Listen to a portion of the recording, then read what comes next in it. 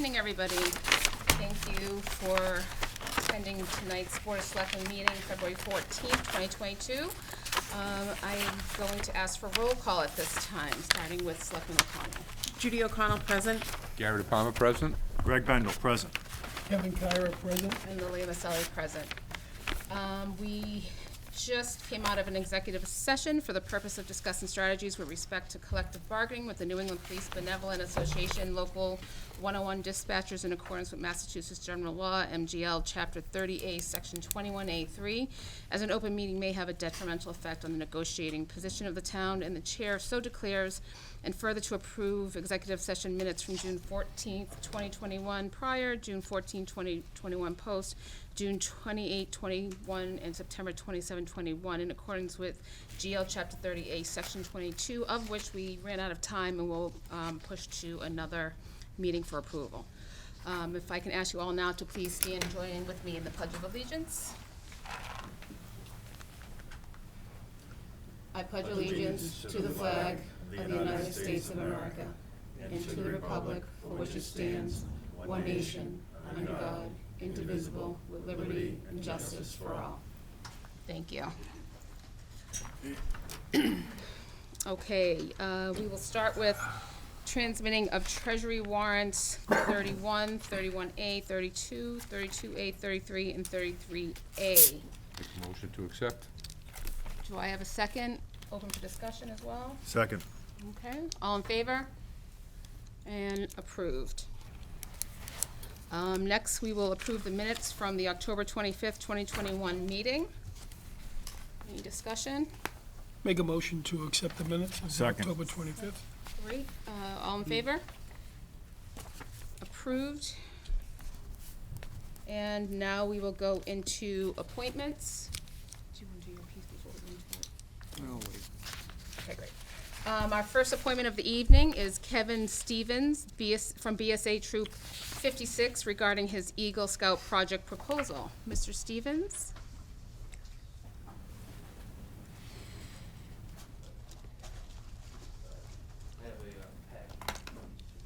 Thank you. Thank you. Thanks. Thank you so much. Thank you, sir. Welcome, Lou. Thanks, Kevin. How are you? Good day.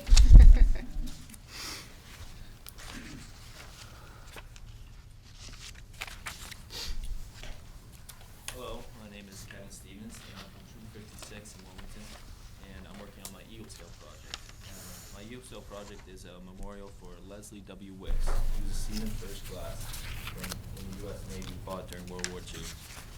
He was born in 1917. He died in 1946. He was killed in action. And this image that you see on the first page here, this is an example of a plaque that I had designed for Leslie W. Wicks. Now, on the second page, this whole page that I have is what I wrote in my Eagle Scout proposal. It is all information about Leslie. Talking about how he was born in Somerville, Massachusetts in 1917, and he resided on Parkin Street in Wilmington at the time of his death. He served as a sailor in a motor torpedo boat Squadron 25, and it's right over near Yentl Farm Facility, which is why I had the idea to make a memorial for him at Yentl Farm Facility, which is, I drew up in that picture down at the bottom of that page. It's a stone with a plaque on it, and around it is a memorial garden, which I plan to adorn with flags and garden rocks and things as such to make it visually appealing. I also went to Yentl and I took a couple of pictures of two different sites where I had envisioned it being. Those are on the next page. And I also showed exactly where those sites were on a full-scale map. And Yentl was my original idea because that's really close to where he had lived in Wilmington, and I thought it would be cool to be close to his home. But I'm open if that's not a possibility. There are other sites and towns that could definitely be done at. Yentl was just my first choice because of the closeness to his home. And I had been working with a couple of different companies and just looking for approval to have it done on that Yentl site. Okay, and let me open it up to the board for any questions or comments. Thank you, Madam Chair. Gentlemen, thank you very much for being here. Lou, Thank always you. a pleasure. Kevin, thanks so much. Really nice to meet you, and I just can't tell you how impressed I am by you and by this proposal. I can remember when I was your age, I wasn't doing this, that's for sure. And I just am really impressed, regardless of how this goes or where it ends up. I just seem like the type of guy, if you've teamed up with the right partner in Lou, and I just think it's going to be phenomenal tribute to Mr. Wicks. And are you familiar with Liam Prigmore, who did this Yes, I recently? am. I'm Yeah. good friends with him. Oh, all right, then you're in good company. Yes. Because I just thought Liam's project came out phenomenal, and I envision the same for yours, and I look forward to supporting it, and thank you so much for taking this on. Thank you very much. I too want to echo the sentiments that Selectman Bendel had just shared. I'm obviously a huge supporter of Lou, and with all of the different scout projects that have come forward. I was on the Yentile project, and I think it would be a beautiful site for this. One thing that I just want to mention, just from a logistical standpoint, and I don't want this to be taken out of context, is that Yentile is closed for a portion of the year when there's excessive snowfall. So if you were to do it there, just be aware that you may not be able to access the monument 12 months out of the year if we have, depending on where you locate it. So if this were to be incorporated into any sort of veteran ceremony in November, for example, and I thought of this after we spoke, Lou, is that you may have an issue getting to the monument, and you may not have people be able to get to it 12 months out of the year. So not to be taken as a negative comment, but just something to be aware of. I'm all for it, and I'm 100% supportive of it, but you just want to be aware of where you place it in the park, that you can get to it throughout the entire year. Right. So I just want to offer that as a suggestion to you. Thank you for bringing that to my attention. I So- wasn't aware of that. Because they don't, the lights stay on during a certain year, and the manager could speak to it better. But it's my understanding that, I don't believe that Yentile is plowed out year-round. So if you put it in a certain quadrant of the park, you may not be able to get to it 12 months out of the year. So just to take that into consideration. So I don't want to be kind of a buzzkill, but No, it's good information, that's something sure. that when we talked, I didn't think of that until after. Yeah, Madam Chair, yeah. Kevin, I like that first name, too.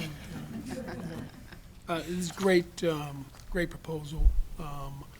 You're working with a great guy, as everybody else has said, and I do agree with my colleagues. This would be a wonderful tribute and a great site, so, but I do concur with Selectman O'Connell that may be an issue for you. You'll have to, decide that as you move forward with the project. So. But it looks wonderful, and I'm looking forward to supporting it. Kevin, I want to congratulate you on choosing a project like this. Question I have is, how did you pick this person? So I had met with Lou originally. I met Lou through my grandfather, he's a veteran, and he talked with Lou, and I met him through there, and we took a list of people who were from Wilmington and whether they had recognition or not. And I had noticed that Leslie Wicks did not have recognition, and I thought that he deserved it.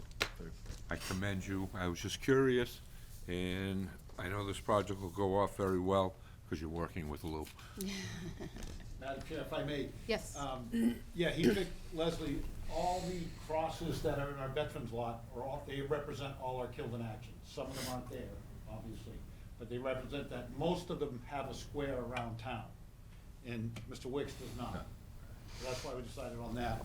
And Kevin's not looking for, to make Yentile Park like a memorial park, like we had discussed, off to the side, because the only reason we thought of that is because the squares around town, like Fullerton, for instance, is down by the pier, that's where they grew up.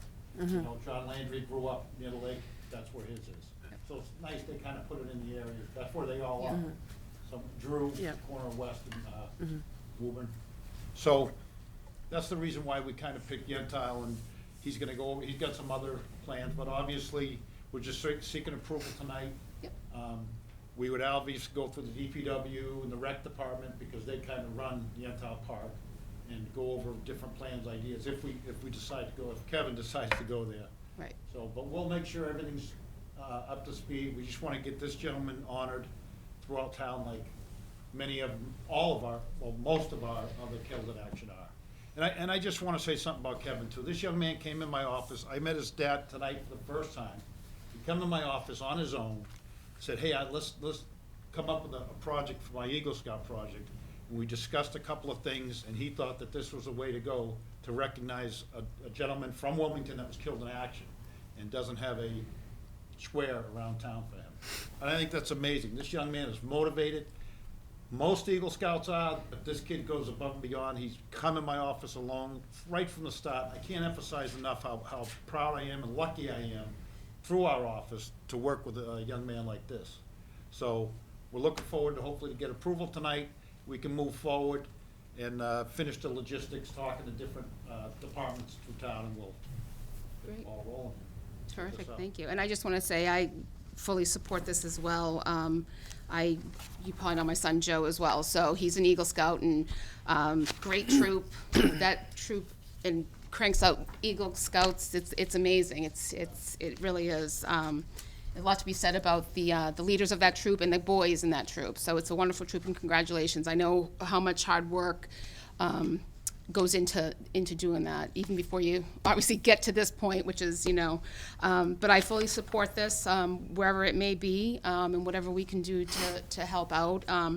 And before I turn it over to Mr. Hull, I just want to say, I see you have a GoFundMe page, so maybe if just before you go, you want to just share that so we can get that message out. Okay.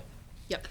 To that point, Madam Chair, if I may, is how are you doing with that, and what do you estimate this to cost, and how are you doing towards your financial goal? So I had put together a rough estimate when I had first started designing my project, and after reaching out to the company that designs the plaque and the company with the stone, we had estimated the total cost of the project would be right around $2,500. And I started the GoFundMe, and it's been going a little bit slow. And I also started I have letters that I'm sending to different businesses around town, asking for donations of both like monetary donations as well as, for example, the cement to be donated from Ace Hardware in Wilmington, different businesses around town like that. So it's going slowly, but it's definitely getting there. Okay, yeah, anything that you can do to share that information so Yeah. that we can help you promote that would be great. Yeah, I'd be happy to share it on my page as well, so, Okay. yeah, please get that to us. Mr. Hull? I also agree that your proposal is very well written, it's organized, the design is impressive.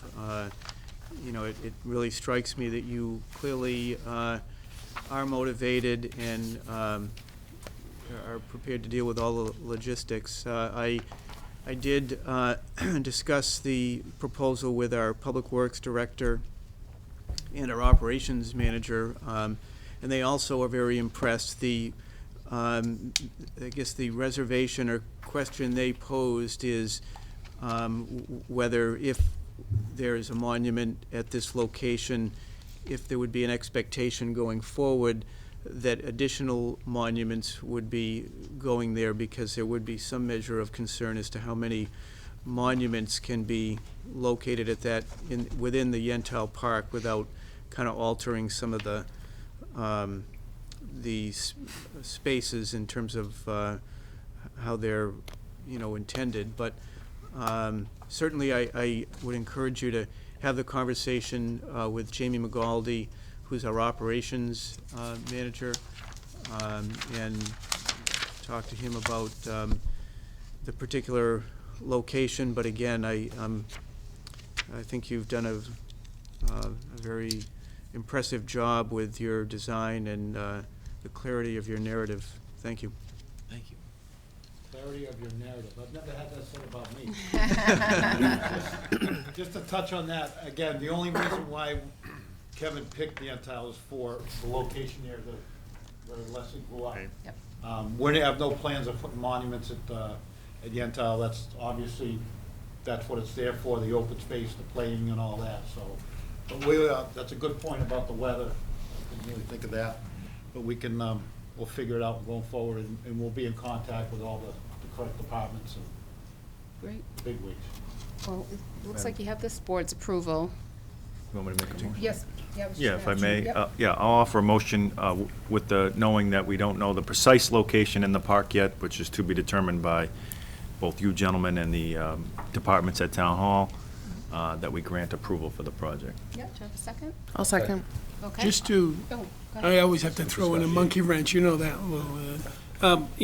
I know we're all supportive of it, but it's not on a board to consider. Was this something that we need to put on a board to consider, or can we go ahead? No, without there typically- being a problem? Right, typically when something is scheduled as an appointment, it can be addressed as a vote there, or it could be a board to consider, but there's no reason it can't be acted upon tonight. All right, I just want to make sure we're doing it All right. the so- right way, that's all.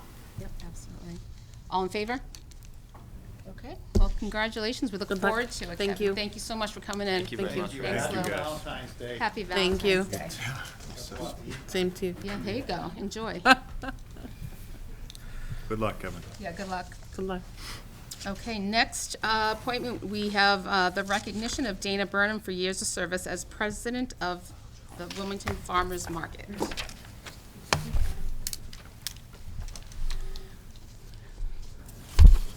Hi, Dana, welcome. Good to see you. Say to start, I actually prefer being out of the spotlight, but I I really know. appreciate this recognition. It's unnecessary, but Well, I I appreciate mean, it.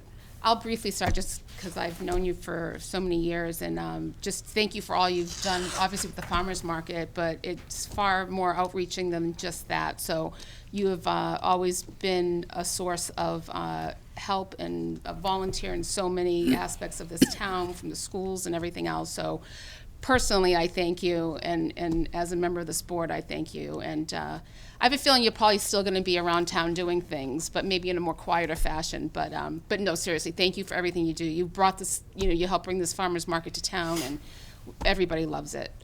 So thank you for everything you've done. We really appreciate it. Thank you. Start, anybody? Sure. Congratulations.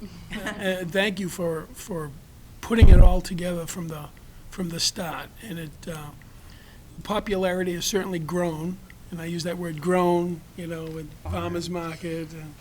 But no, huh? It didn't go over well. I tried. I'm not a comedian.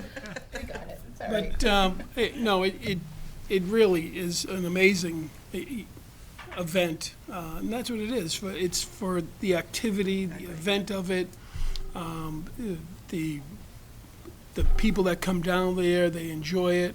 I know that as a member of the Sons of Italy, we've tried to team up a few times down there with the car show, and it's gone over great. And you've just been wonderful to the community, and what you've brought to the community. It's just great. Thank you. Thank you. Thank you so much. We really appreciate your service to the community. It's such a wonderful event. Everybody looks forward to it. I know my family's enjoyed it personally, going down there every year, and just love how you've been able to sustain it and, adapt despite, COVID in recent years. You've adapted. Every year seems to be something new. Almost every week there's something new, whether it's music or there's something for the kids, which they've really loved, and it's just been something that everybody looks forward to, and that's a huge tribute to you and a lot of others that have worked there, but we really appreciate your work, and we wish you well. Thank you. I've just always been amazed. Every time I go down to it, I get confused because there's something different. You always expect this to be here, this to be here, but it's never like that. What you put together every week, I know it must take most of your time up, but it's a joy to go down, and I actually have fun down there, and of course I buy the things I shouldn't buy, but That's the fun. thank you very much for everything you've done. Thank you. I'm going last, so it's all been said, but I also want to say thank you very much for all of your years of service. I remember in the beginning when it was first being started, I was on the board then, I believe. And, you know, everyone has commented on the evolution of how things have gone. I'm impressed with just the leadership and the organization, and to bring the variety and to support, you know, local farmers and craftspeople that want to, you know, display their product, and they rely on people like you to advocate for them so that they have a place in given communities and they can actually do this as a form of business. And I appreciate that. I also appreciate the fact that you have incorporated such a diverse offering of involving other community groups and giving them an opportunity to participate as well, which has just taken the community event up to another level. And so, you know, a lot of times people, one, can't get out of their own purview to try and think about other businesses as well. So I look at that as kind of the supporting the whole local initiative as well, and having something there for all ages. And so that's a credit to you to not only do the event, but to have such a diverse offering, you know, year after year, continuing to seek feedback and improvement. You've also been very good at communicating with this board and coming in here consistently year over year. And for us, aside from all the other things that we're chartered to do as elected members, one of the biggest things is communicating with the public. And I want to compliment you on that as well, because you've done a really nice job with public awareness and reach, and just being consistent with your messaging year over year. And that's a very important quality. So I wanted to make sure I highlighted that. Thank you. Thank you. Thanks very much. If I can say Yeah, something. please. Well, first of all, I do want to thank every member of the board from now to like when we first started 12 years ago. You know, we couldn't have done it without the support of the selectmen, but also I thinking about this, I can't think of like an organization or department here in this building that we haven't, you know, had contact with, and everybody's been incredibly supportive. The library, you know, we had our initial meetings there. Shelley Newhouse and Kim, the Board of Health, immediately, you know, started to learn about farmers markets when we first proposed this. We've dealt with the DPW when they had rain barrels. The animal control officer has been, and as you said, we've always tried to present ourselves as a community resource. So doing things with like the Sons of Italy and other groups in town, WOW, I know has helped us out, and the running club. So it's great that people recognize that we are a community resource. And also, I'll also say, it definitely was not just me. This has always been a group effort from the very beginning. I'm just the one person who hung on the longest from the original group. So thanks very much, everybody. I hope everybody continues to come to the farmers market. Yes. And the current board is a group of phenomenal people, so it's in very, very, very good hands. Otherwise, I wouldn't have stepped down. Yeah, the farmer's market is not ending, just in case farmer's anybody's market is confused. not Dana is ending. leaving the board, but the farmer's market will go on. Thanks very much, everyone. Yeah, thank you. Thank you. Thank you. I do have a certificate of recognition for you, so let me just read this here. In recognition of her service to the residents of Wilmington as co-founder and president of the Wilmington's Farmers Market Association, we are grateful for her dedicated service and for the positive impact she has made by bringing fresh local product to the community. So I'd like to give you this.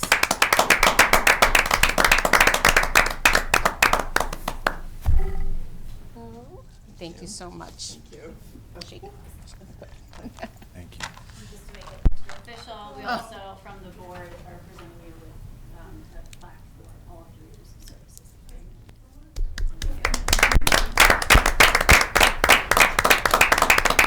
And I'm sorry, I didn't know if Mr. Hull, if you wanted to just say. a few words, Sure. so we I didn't skip over you. also want to just thank Dana for all of her years of work on this. It's Wilmington, you know, we've talked about it so many times, how there are so many different civic activities, and it's always interesting to see new ones percolate up, and certainly you were instrumental in ensuring that Wilmington had its own farmer's market, and certainly there are a lot of people involved, but it takes a certain number of key people to keep the momentum going, and I think you were one of those people. And I would also like to compliment you for your persistence. I know it took a few years in pursuit of the wine piece, but You did certainly it. everyone likes wine, and it's good that you were able to work that through, so congratulations.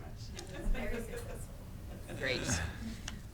Well, thank you, and best of luck in your future endeavors, or rest, whatever you may do. Well-deserved either way. Thanks. Okay, our next appointment is the introduction of Susan Inman, our new Assistant Town Manager and HR Director. Susan, welcome. So just by way of introduction, as you know, I noted at, I believe it was a prior Selectmen's meeting, that after a recruitment process, and as has been the case for department heads, and in the past, I've had a screening committee comprised of department head and assistant department head level folks who interviewed candidates, and Susan was one of 3 candidates that was recommended to me. You know, we had an interview, and it really struck me that Susan has the qualities that I'm looking for as an assistant town manager and an HR director. Certainly a strong experience from her current community and prior to that. Also, just a strong work ethic and an ability to solve problems, and those things are all important to me, and I know certainly it's been about 2 weeks, so it's been a short stretch to this point, but I think we're in a good place. Okay, I'll open it up to the board if anybody has any questions or comments. Just want to wish you the best of luck. Thank you. I would have introduced my family tonight, but both my girls are away at college, and so I said to my husband, you'll have to meet them at the farmer's market, and now that we know there's There we wine there go. too, it's Yeah. One-stop shopping. to follow a Eagle Scout and a you know, a farmer's market with wine is difficult. Yeah, right. I just want to say welcome to Wilmington. Thank you very much for coming into our meeting. I had the pleasure of meeting you the other day at the police station for a swearing in, so it was great to see you then, and obviously you're here tonight. Obviously, you're coming into a zip code like 01887. We're, you know, talking about a budget at 125 million. There's a lot that's happening right now. We have a lot of major projects that are on the forefront. We have a lot of collective bargaining contracts, the things that you're already aware of through your whole interviewing process. So there's a lot going on right now that the town overall collectively could certainly use your expertise and assistance. As a member of this board, I feel confident I can speak for my colleagues to say that we're kind of an open door to you. Anything that we can do to help support you, we certainly would like to hear that. We obviously respect the chain of command and knowing that the manager's working directly with us, but we definitely all pride ourselves in wanting to have a cooperative working relationship with all of the department heads, which includes you as an extension of the town manager's office. I can speak for myself, and I also believe confidently for my colleagues that we're very much about communication. So anything that you can do through the manager to us and through our chair, whoever that might be, obviously Lil, to keep us apprised as to all the things that we need to know what's going on. And I know that kind of sounds like the norm, but sometimes it's helpful as part of a welcome message to encourage and foster that, and that's something that's really important to us. So once again, welcome, and I really look forward to working with you. Thank you, Madam Chair. Thank you so much for being here tonight. It's a pleasure to have you. Obviously, it seems like you've hit the ground running, and we appreciate your work so far. And Wilmington's a great place to be. Like many of the people in this room, I grew up here, and I really hope that you'll thrive here as well. And so I look forward to working with you, and welcome. Thank you so much. Yeah, as my colleagues have mentioned, welcome. It's going to be a good partnership. I can see after our first meeting in there, it was a very impressive start. So I look forward to working with you, and welcome to Wilmington. I concur with my colleagues here. It was a great first meeting with you, and like Greg had just said, and I said to you earlier, you're coming in, jumping right in, feet first. Lots going on right now, but, it's a great community, great people, this board as well. And to Judy's point, I think communication, that is a good point. We're here for you as well. So, if anything comes up, obviously through town manager or through me at this time, or whoever ends up being chair going, in the next term, that's what we're here for. So we work as a team and all that good stuff. So welcome. Thank you for coming, for being here and staying later too. Thank you. Appreciate it. Okay. Do you have anything you want to? Yeah, I just, one thing I would say is I'm really energized about everything going on. And I think that, I'm bringing a skill set that I'm able to hit the ground running for a lot of the things. We were building a senior center in Boxford. We were doing a lot of these same kind of negotiations, et cetera. And I'm finding myself feeling like it's a really good fit for me. Jeff and I have talked in past years, and I think the timing was just right that it came now as my kids went off to college. The last one left, and it was a little easier to commute a little further. And so I'm really excited to join your team, and I'm really grateful for this opportunity, and just want to say thank you so much. Great. Well, thank you. We're glad to have you. Thanks. Thank you. Okay, next up is, we're going to have a discussion regarding the fiscal year 2023 budget.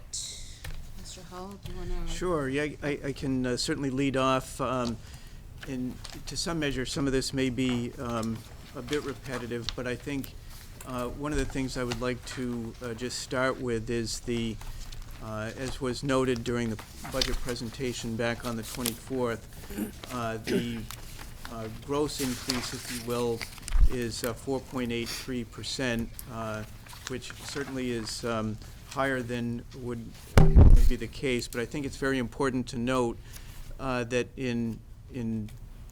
to a large degree, that is reflective of a change that the auditors were recommending. So it's a presentation issue of sorts. The fact that we have for many years now been receiving proceeds from Comcast and Verizon, and they ultimately wind up going to WCTV, but we were not reflecting it in the budget as the auditors are recommending that we do. And similarly on our fire ambulance service, we weren't reflecting it in the manner that they are advising us to. So with that, we added $1,125,000. So when you strip that away and really compare apples to apples in terms of what we've done in the past versus what we're proposing now, the number does come down to 3.89%. And certainly that's still a higher number than one would perhaps expect. I think, last year we were really striving to try to keep the number as close to level funded as possible. I don't think that we can do that on a sustain that kind of a operation on an ongoing basis without deferring on certain costs, either in the way of capital, pushing further capital down the line. And as you know, if you've looked at the capital plan, you'll see that in the out years there are just as many, if not more, projects, costly projects in the out years. So deferring really is not a advisable option. And then, of course, the other option is to reduce services in some way or cut back on services, not fill positions perhaps, which it's, from what I gather, is not advisable either.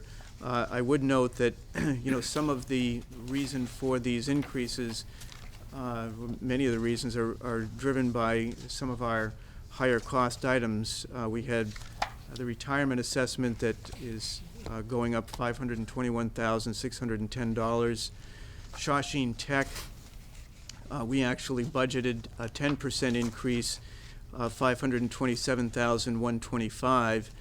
In fact, I received a call last week from Brad Jackson, the superintendent, giving me the unfortunate news that the 10% is not an adequate number, that the amount that Wilmington's assessment is expected to go up, and this was as he was getting ready to present his budget, was a 20% increase, which means that the increase would be $1,054,249.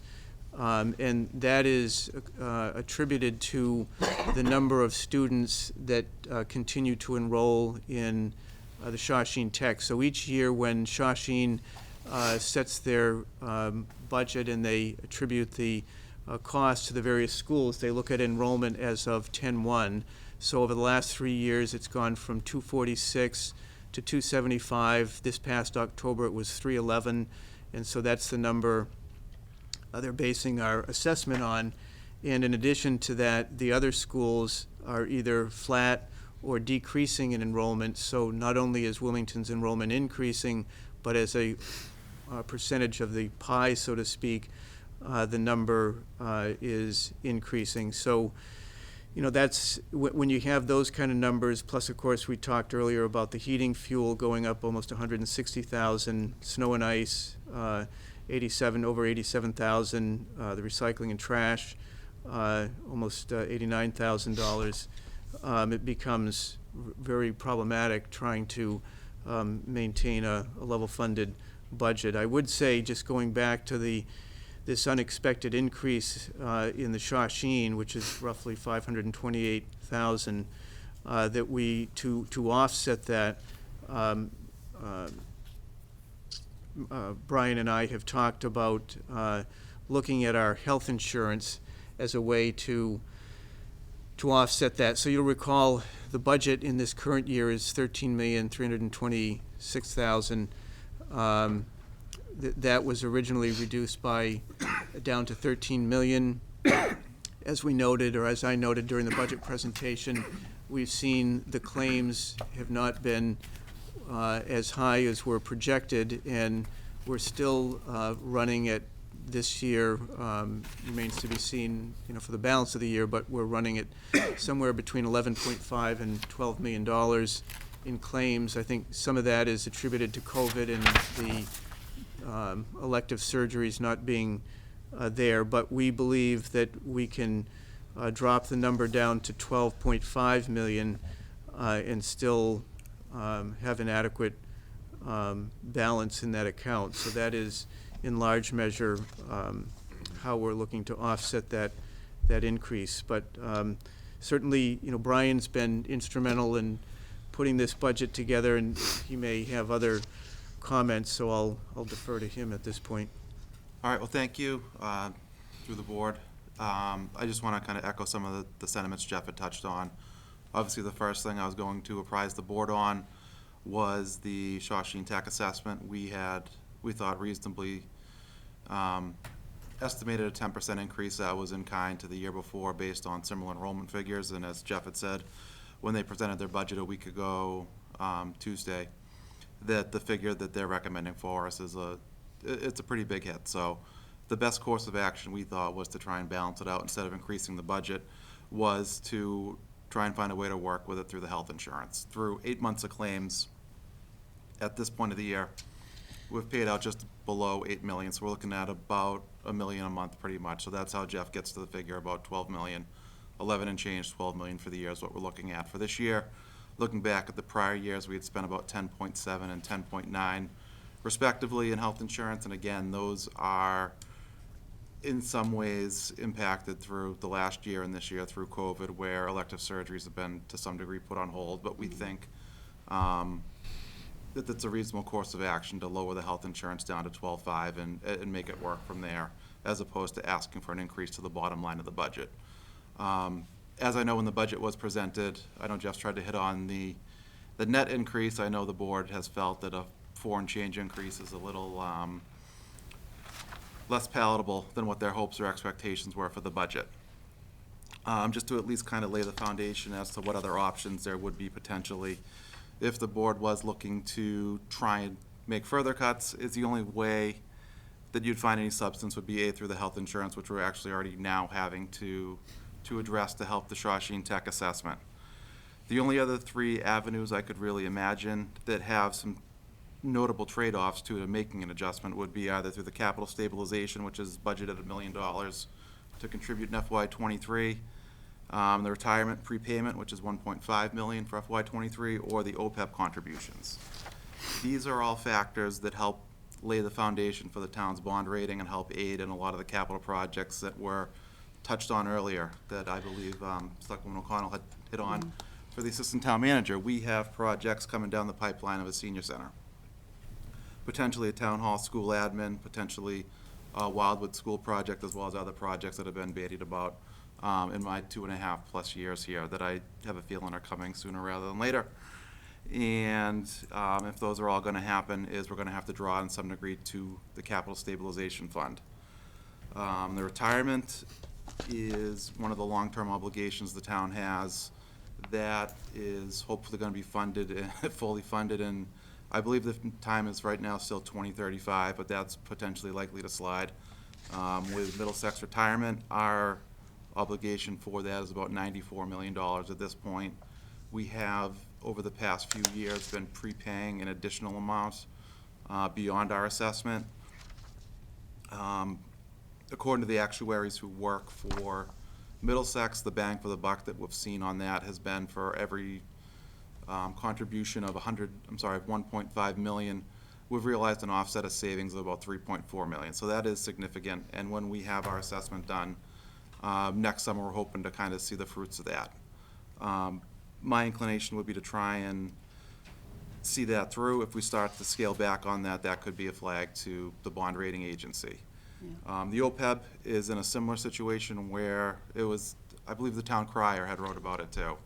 And the town of Wilmington actually looked pretty good as far as a funding ratio goes in comparison to the other towns mentioned. The town of Wilmington's OPEB, other post-employment benefits, basically non-pension costs the town pays towards retirees.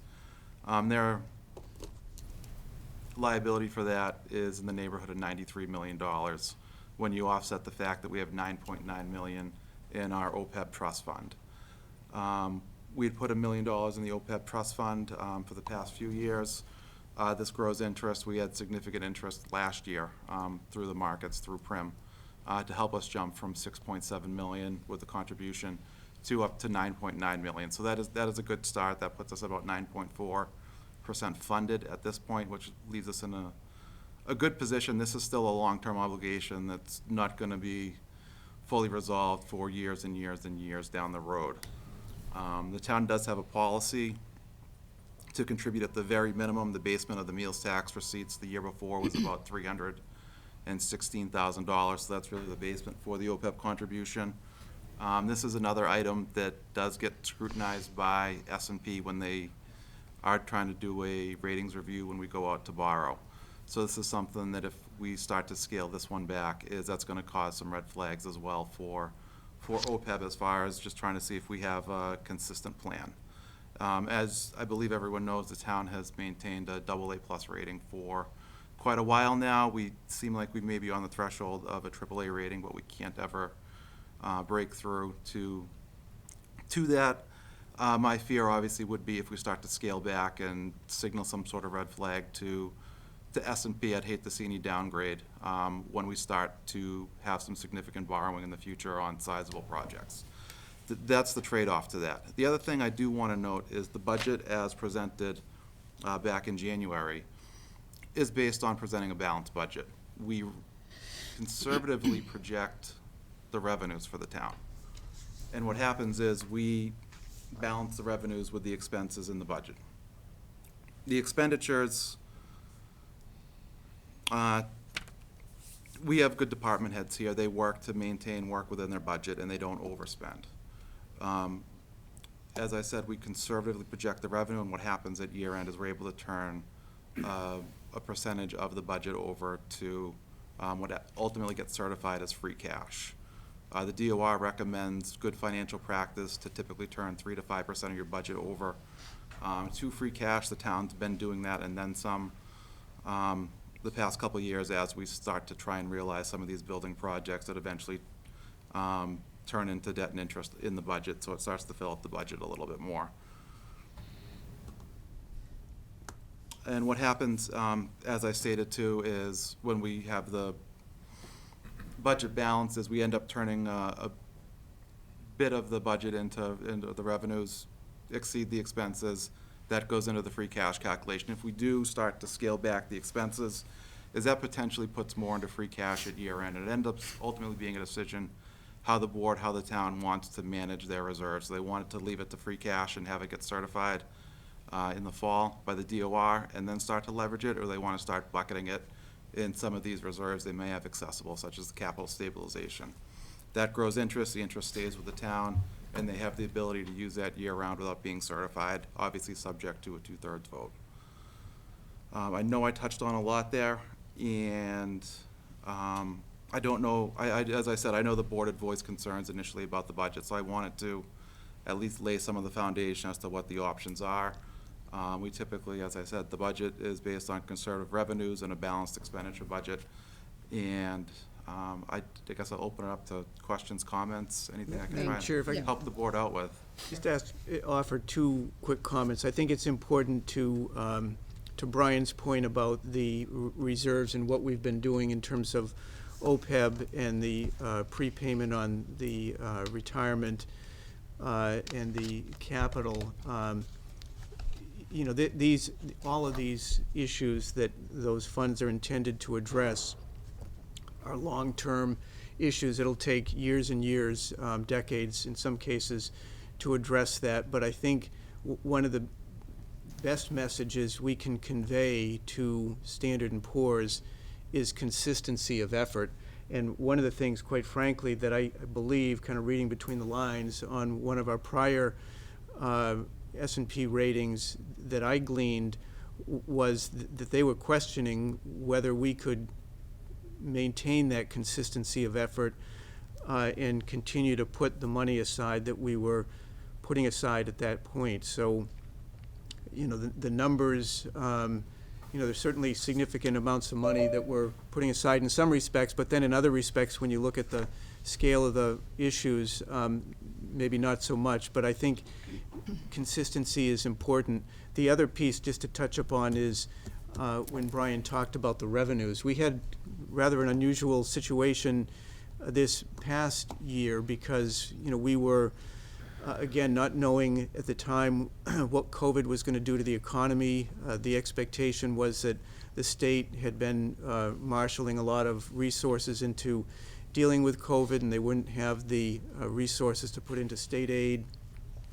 So we budgeted based upon a much lower state aid number. Turns out that state aid not only was level funded, but it was increased by, I believe, $300,000 or $400,000 above what our level funded number was. In addition, we had an unusual situation because under new growth, which we normally estimate to be $1.1 million, we actually received $2.3 million in a combination of factors there, which were noted in the budget presentation. But when you take that new growth and you add it to the levy, that automatically brings your total revenue base up. So we went from a revenue estimate of just under 120 million to what we're projecting conservatively this year to be 125 million. So in some respects, we're in a unique situation where some communities are struggling to have their expenses contained within the revenue.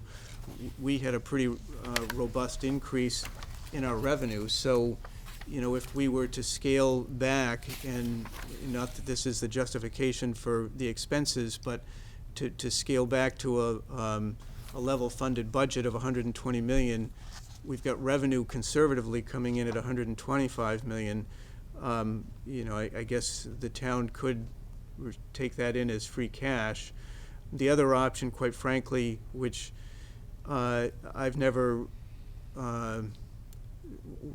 endorsed, and I think it's fair to say my predecessor never endorsed, was the concept of creating levy capacity with the Proposition 2.5. So as you know, communities can go up 2.5% of the prior year's levy limit.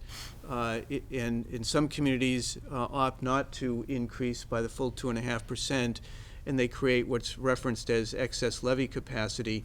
Essentially, in some respects, it's almost another form of revenue that's available to the town at a future point.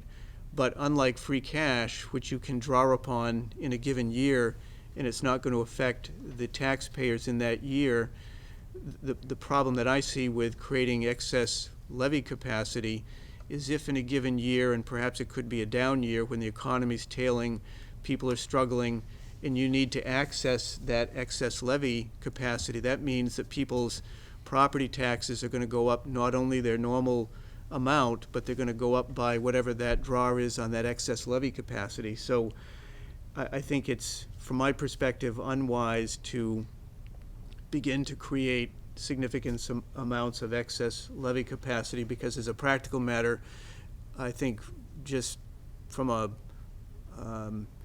practical standpoint, people would not tolerate tapping into that excess levy capacity at a point in time in the future. Thank you. Brian, thank you so much. I'm just gonna ask questions because I'm just curious about it. Going to the schools, if our, and this may not be something that you can answer, but, if our enrollment in Wilmington's going down, the budget is still going up 2.5%. So why are we, why aren't we seeing a decrease there in what the school budget is? I'd defer to the schools to give you a better answer. I know that there is some degree of specialization Yeah. of, I guess, staffing. I can't. I mean, I don't want anybody to lose their jobs, eloquently but it enough just, on it. No, yeah. I know. I just don't see if we're, it just sounds that if enrollment's going down, fewer classes or classrooms, and then I see here, the specialty teachers, as you mentioned, I just think that increase is high, I'll open it up to the board, I'm sorry. Do you want to start down here, or Judy? I'll start. I mean, I had asked for this to be an agenda item through the chair. As respectfully stated, we had received the budget book the night when the presentation was given, and that's not uncommon. But what I sensed from that night was that people had some concerns about the budget. And then since then, I had a sit-down meeting with Brian, thank you for that, and we spent an hour and a half and we went through the budget in detail, and I was able to ask a lot of questions. And Jeff did a great job with his presentation, but there were a lot of dynamics. We had a very long agenda that night, and I didn't think it was in the best interest of the board to just have that message out there that it seemed high and not have a second read of the budget, if you will, and have an open and transparent conversation. I know the Finance Committee is a very, capable, well-intended group of volunteers, and technically this is in their purview now. So there's nothing political about this. This isn't like a dog and pony show. It's more just to have a meeting with this board, because I believe we have a fiduciary responsibility to be looking at this budget as well. And I didn't want this to get down to a joint meeting or even the town meeting floor and have us expressing our opinions that may not be like-minded at those sessions, when we should be doing it now, the immediate follow-on meeting to when the budget was presented. So a lot of the things were touched upon in my meeting with Brian, and then also tonight. To the point regarding the schools, I understand that we have, very capable school committee members, and it's not in our purview. I do think, just as a board member, from a peer-to-peer standpoint with Dr. Brand, I would like to say to the manager, going forward, I would be interested in some further discussions or updates as to how the enrollments are trending, as we are responsible for the buildings and for maintaining them and for turning the lights on and things of that nature, that anything that we can do as a town to support initiatives to get the enrollment up, and also how this is going to be potentially impacting, our buildings. I mean, we're on the verge of building a new, Wildwood. Are we getting the drop-off from the middle school to the high school transition?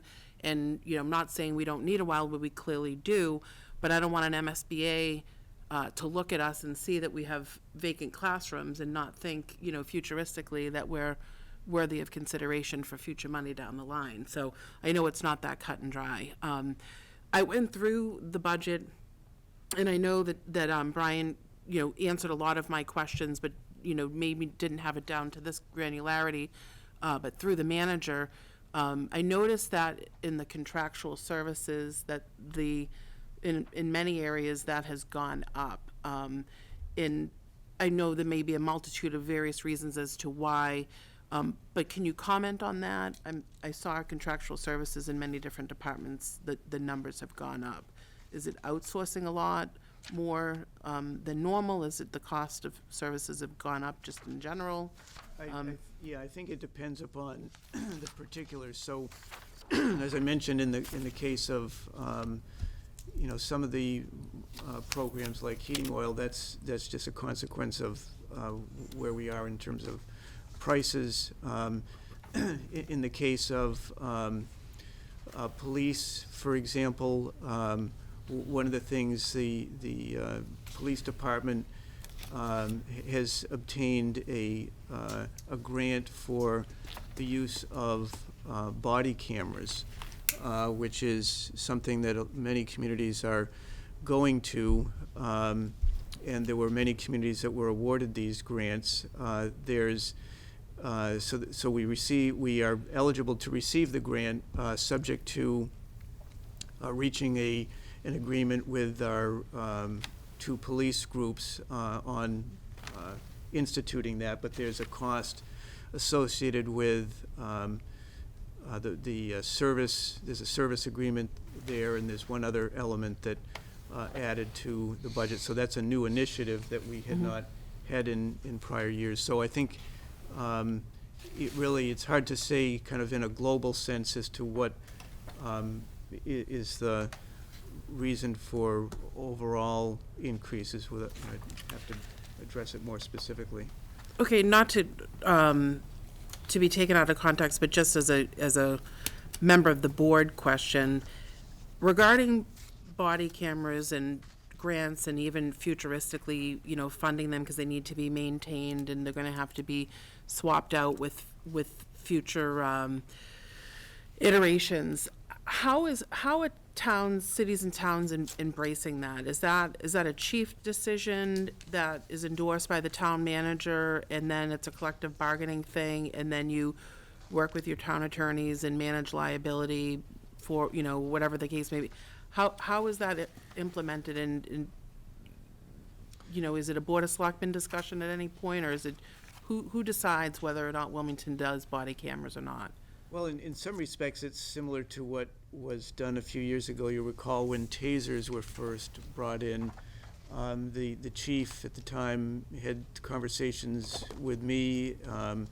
We talked about the pros and cons of it, and ultimately deemed that in that particular case there was merit to having a less lethal option. This similar situation that the chief and deputy chief and I had conversations, certainly in this day and age where police officers are really under incredible scrutiny. The prospect of having body cameras, in my estimation, provides a measure of confidence, so that when someone is being accused of something, or that there's a record, so to speak, of what is going on. So, but your point about the long-term costs, this is a bit of a balancing act that I think we have to go through. You'll recall that over the last couple of years there's been a good amount of conversation from both members of the Finance Committee and I think members of the board about the prospect of pursuing more grants. The town certainly does pursue grants on a regular basis, and as you may recall, every June or thereabouts, Brian reports on the number of grants that come in. But as I noted to the Finance Committee during our discussions, because we have $60,000 earmarked for grant administration services, we have to be mindful of what the long-term impact of grants are, because it's not only getting the grant, that's part of the battle, but then you have to have personnel to execute the grant, and then you know, what is the long-term consequence of that? What are the long-term costs? In some cases, and I'll use the SAFER grant, which Chief Kavanaugh was savvy enough to get, we were able to extend the personnel, but ultimately, as we're seeing now, that grant is going to tail off, and we're going to have to fully fund that. So those are the types of things we have to be mindful of when we're, you know, looking at grants. Okay, I went through, you know, a lot of the other questions that I had, you know, were already answered here tonight. In terms of discussions, just futuristically, we're talking about this particular budget, but I wanted to mention it now well in advance.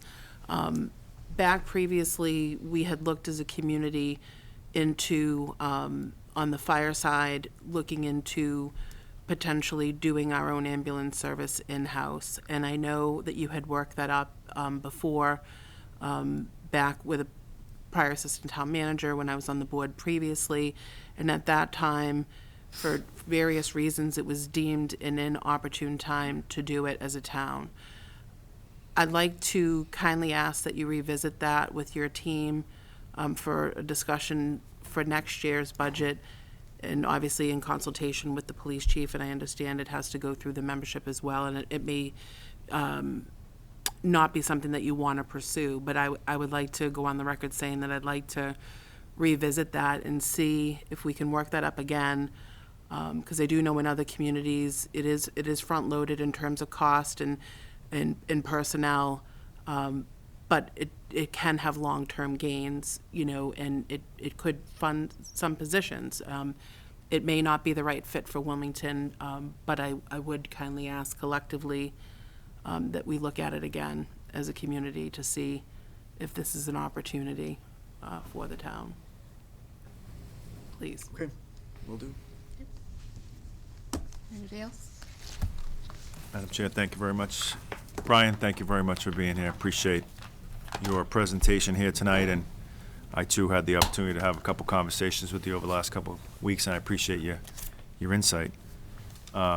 First, I just want to compliment you and the manager. I'm glad to see that that the budget will not increase despite the unexpected increase from Shawsheen, and so that I'm glad to see that's not going up. I have enjoyed watching the Finance Committee on WCTV. I thank them for their work. I know that they are working diligently to go through this, and I thank our friends at WCTV for the opportunity to see it.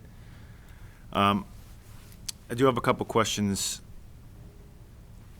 for you, Brian, first. When we do follow through with one of these capital projects, whatever one comes first, whatever it may be, and I agree, I believe it will be in the very near future.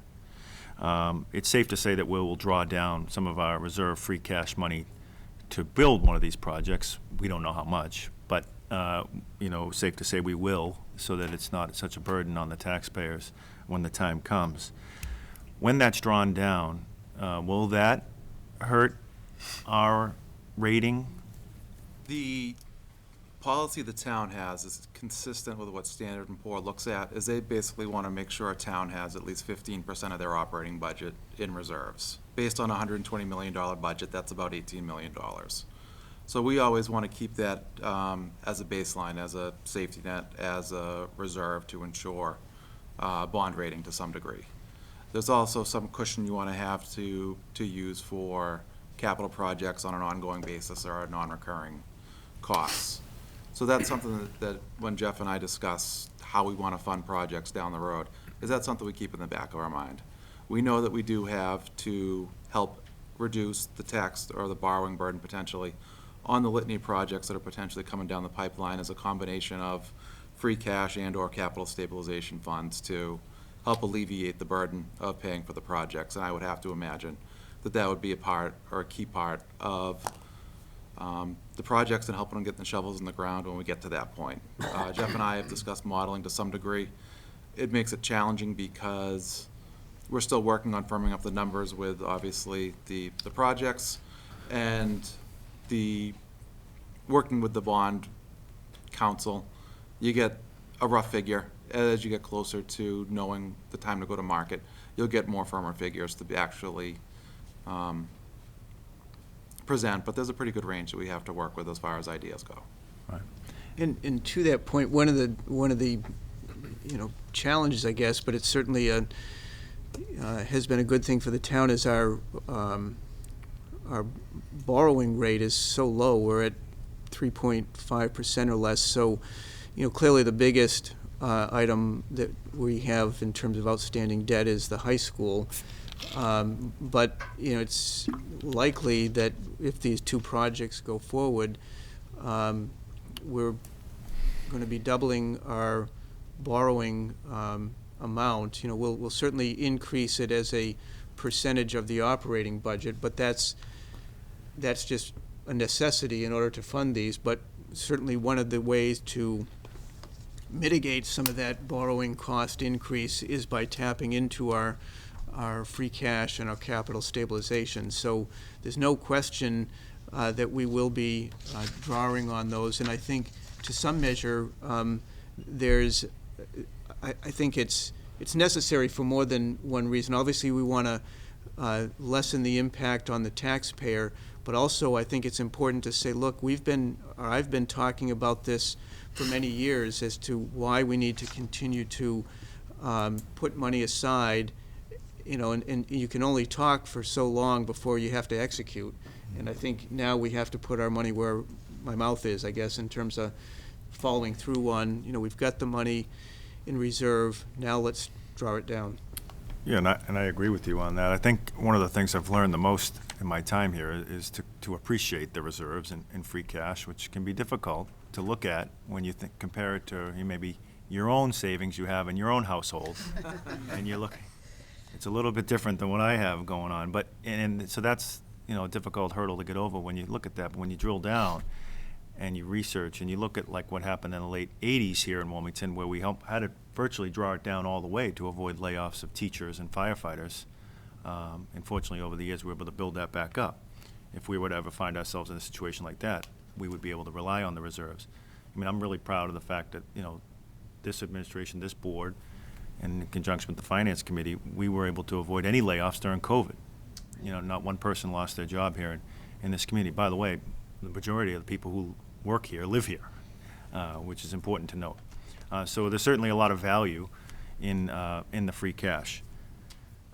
But so when I was looking at this, you mentioned the four things in your presentation, right? Health insurance, capital stabilization, retirement, and OPEB, right? And I think it's safe to say that if you were going to drill down on any one of these, and OPEB might be the one that stands out, right? It certainly caught my eye, right? Because when you look at recent studies, like Ms. O'Connell mentioned in the newspaper, right, that other communities, surrounding communities, are contributing nothing. And I think it was, correct me if I'm wrong, but I think it was Stoneham. And I'm fine being standing corrected here but there was one community. It's Stoneham. Thank you, it is. Thank you. That's not contributing anything. And our policy is, obviously, as you already mentioned, $3.16 to $3.50, whatever the meals tax ends up being. At a minimum, correct. Correct. That if we were to, say, reduce our contribution from $1 million to, and just hypothetically, I'm just throwing up, to $750,000, right? That money would go back into reserves, correct? So whatever we budget. If you reduce it, Yeah. and you potentially have a surplus, it would go to reserve at the end of the year, based on how the year closes out. Right. And so that would be the only way. It's not as if we can divvy that up and send everybody a check home, correct? And I'm not trying to be sarcastic, but, I think it's important to note that, that money, whatever we were to, Assuming as the a revenue's community. there, as we conservatively budget the revenue. When the revenue's there, it's gonna be in excess of whatever we spend Right. in expenses for the year, whether that's $1 million as a lump sum of the total expenses, or it's $750,000 Right. for OPEB, correct. And just to clarify, OPEB is an unfunded, it's not a mandate at this point. Retirement, pension is required by the state to contribute and eventually fully fund by 2040, I believe, is the year the state has earmarked for that. There's been nothing legislatively yet for OPEB, but the recommendations are typically that's going to follow. at some point after pension, and the town policy is essentially once we fully fund, again, going to 2035, 2040 thereabouts, when the pension's fully funded, to start directing more efforts from what we would have been paying to pension to fully fund OPEB. The town does pay our benefits on a pay-as-you-go basis. We don't have any problem with that. The challenge or the threat is potentially if that increases at a rate quicker than we can cover it in the future. And that's always been the threat to OPEB, and why some towns do stockpile reserves to help basically hedge against that. And so, that's another thing that I've kind of come to appreciate, is how aggressively we've gone at OPEB, which, you could argue is a good thing. But the reality is that we as a community may not pay up OPEB in my lifetime, and I'll just pick on myself. I don't want, everyone else here is going to live much longer, I hope, but, and so that's kind of a difficult thing to grasp. I do appreciate, this opportunity to talk this through publicly. It is. Because It's challenging. I think the article kind of lays it out too, that it's communities take different approaches to it. Some communities are doing what they can to essentially fully fund it as soon as they can, Right. to prevent it from being an issue down the road. They don't want to have a bubble burst hypothetically on it. Other communities have taken the position, we can pay it as we go. We're not going to need to worry about it at this point. We want to direct our efforts elsewhere. Right.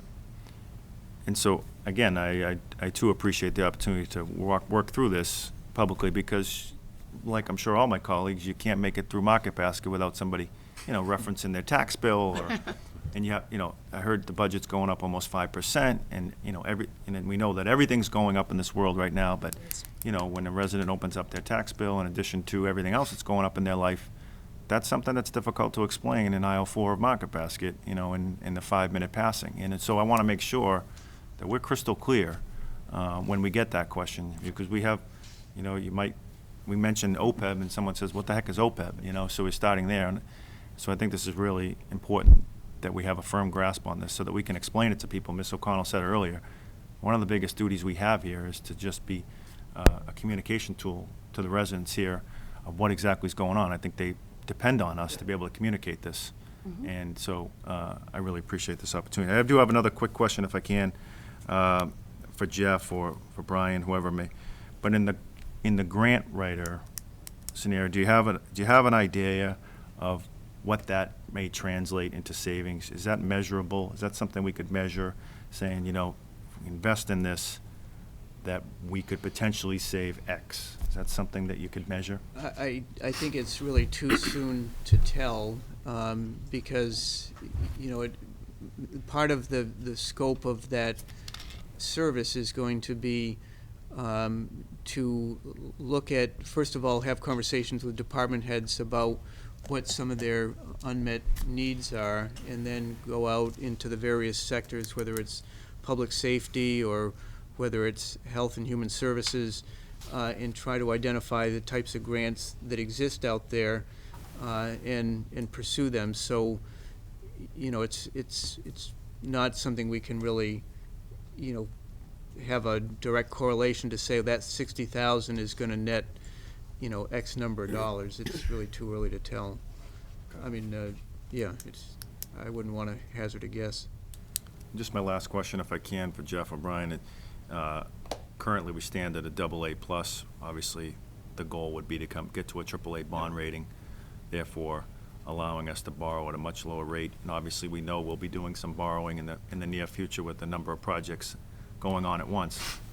Did you mention that we're going to be reevaluated? Is it next year or this coming summer? I'm sorry, that's for Middlesex, No. for our assessment for retirement.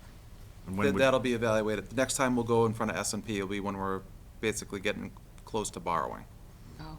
So when- At that point, so they'll do a ratings review before a bond offering.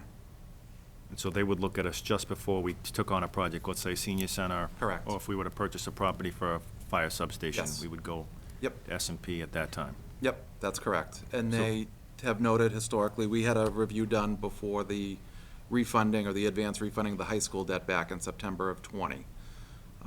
They obviously have high regard for our financial reserves, our ability to have budget flexibility, the reserves, again, they note give us the flexibility to deal with unforeseen challenges as well as to help aid in capital projects down the road. We've reviewed economic development with them. We've reviewed, obviously, the pipeline of capital projects, so they have an understanding as well, as you do, that would eventually draw down some of those reserves to help offset the cost for it. The downsides that the bond agency is seeing as to preclude us from basically jumping to the upper echelon is our retirement obligation and our pension obligation as part and parcel of long-term obligations. Again, that's 2 years ago, so the hope is that our trying to stay the course has helped defray some of those costs and would look better to S&P. Now that we're closer, again, when they looked at us, I think we had about 4 or 5% funding on the OPEB. We're shade under 10 at this point. The retirement, if we can get some sort of traction with the prepayments, that would help. And then the last thing is some degree of community economic factor that they look at as well. It's a little bit nebulous to us, but it's again, those are the only really demerits that we have in their eyes. Otherwise, we're doing well, and that's why we continue to stay at a AA+ and just a shade below the AAA rating. Okay. Well, thank you. I appreciate the opportunity to ask questions. Obviously, it's important that we're as transparent as possible about this and help kind of just explain this to residents so they can have a good grasp on why are things going up so much. And we know it's a lot for people, and we want to be able to explain it. Thank you. Thank you both. Madam Chair, yeah. Brian, thank you. Manager Hull, thank you very much for this presentation. In January, we saw it sort of like a big overview, but this helps us to really get to some of the questions that we have. I know I met with you as well, so Yes. I appreciate the fact that you've taken time with board members to sit down and go through this process. And I appreciate the conservative approach that this town has always taken when it comes to budgeting. And it's understated when you said we have good department heads. We have great department heads, for sure. And I commend them for keeping their budgets in line as best they can. Just one thing I'd like to mention to the manager, and typically, since I've been on the board, you've done this year to year, except for this year, for whatever reason, you didn't ask what the board priorities were. I remember one year I mentioned we need a new electrical look at the gazebo, and that was put in the budget, and that was done. And so I know I went to you and said, how about some lights at the baseball field? Right. And you looked into that, and it was gonna be about $1 million. And so you decided not to put it into the budget this year. It doesn't mean it can't happen in the future. Right. But I would ask or suggest that you go back to that next year and maybe ask the board as you're starting your budget process, hey, do you have a priority, as you've done in the past? Yeah, I thought, and maybe I missed it this year, but I thought that there was a memo that went to the board in November or December. I'd have to go back and look. But you're right, there's typically been a memo that has gone to the board noting that the budget process is, in its early stages, and, if there are items to let me know. But, yeah, that's certainly something that should be done. I'm gonna keep asking you for the lights at the field, by the way, so. In regards to Shawshene Tech, and how that's going up, it could go up to 30%, is that Up to what I'm hearing? 20% was the figure we were given. Up to 20%? Yes. And you don't know yet if that's gonna go up any higher? They at this point? just They haven't- proposed, they just had their first budget hearing or budget committee meeting a week ago Tuesday. That was on the 8th, I believe. That's when Jeff had been notified as far as what the figure would be. He'd be able to speak to his conversation a little bit in more detail than I would, as from just hearing it from the manager. But my hope certainly is that's the high water mark, and as they work on the budget, it should come down to some degree, but that's at least the figure we have to work with. Is that correct? Right, so I certainly would not expect it to go any higher. One of the things that Brad shared with me was that last year, one of the things that allowed the original number to go down at a greater rate than it's likely to this year is that their excess and deficiency, which is equivalent to our free cash, when that was certified last year, it was, there was about $1 million that they were able to distribute amongst the 5 communities. He does not anticipate the same amount of excess and deficiencies funds being available. So it's, if I had to speculate based upon what he was telling me, the number that we have will go down, but not to a great degree, or certainly not to the degree it did for this fiscal year.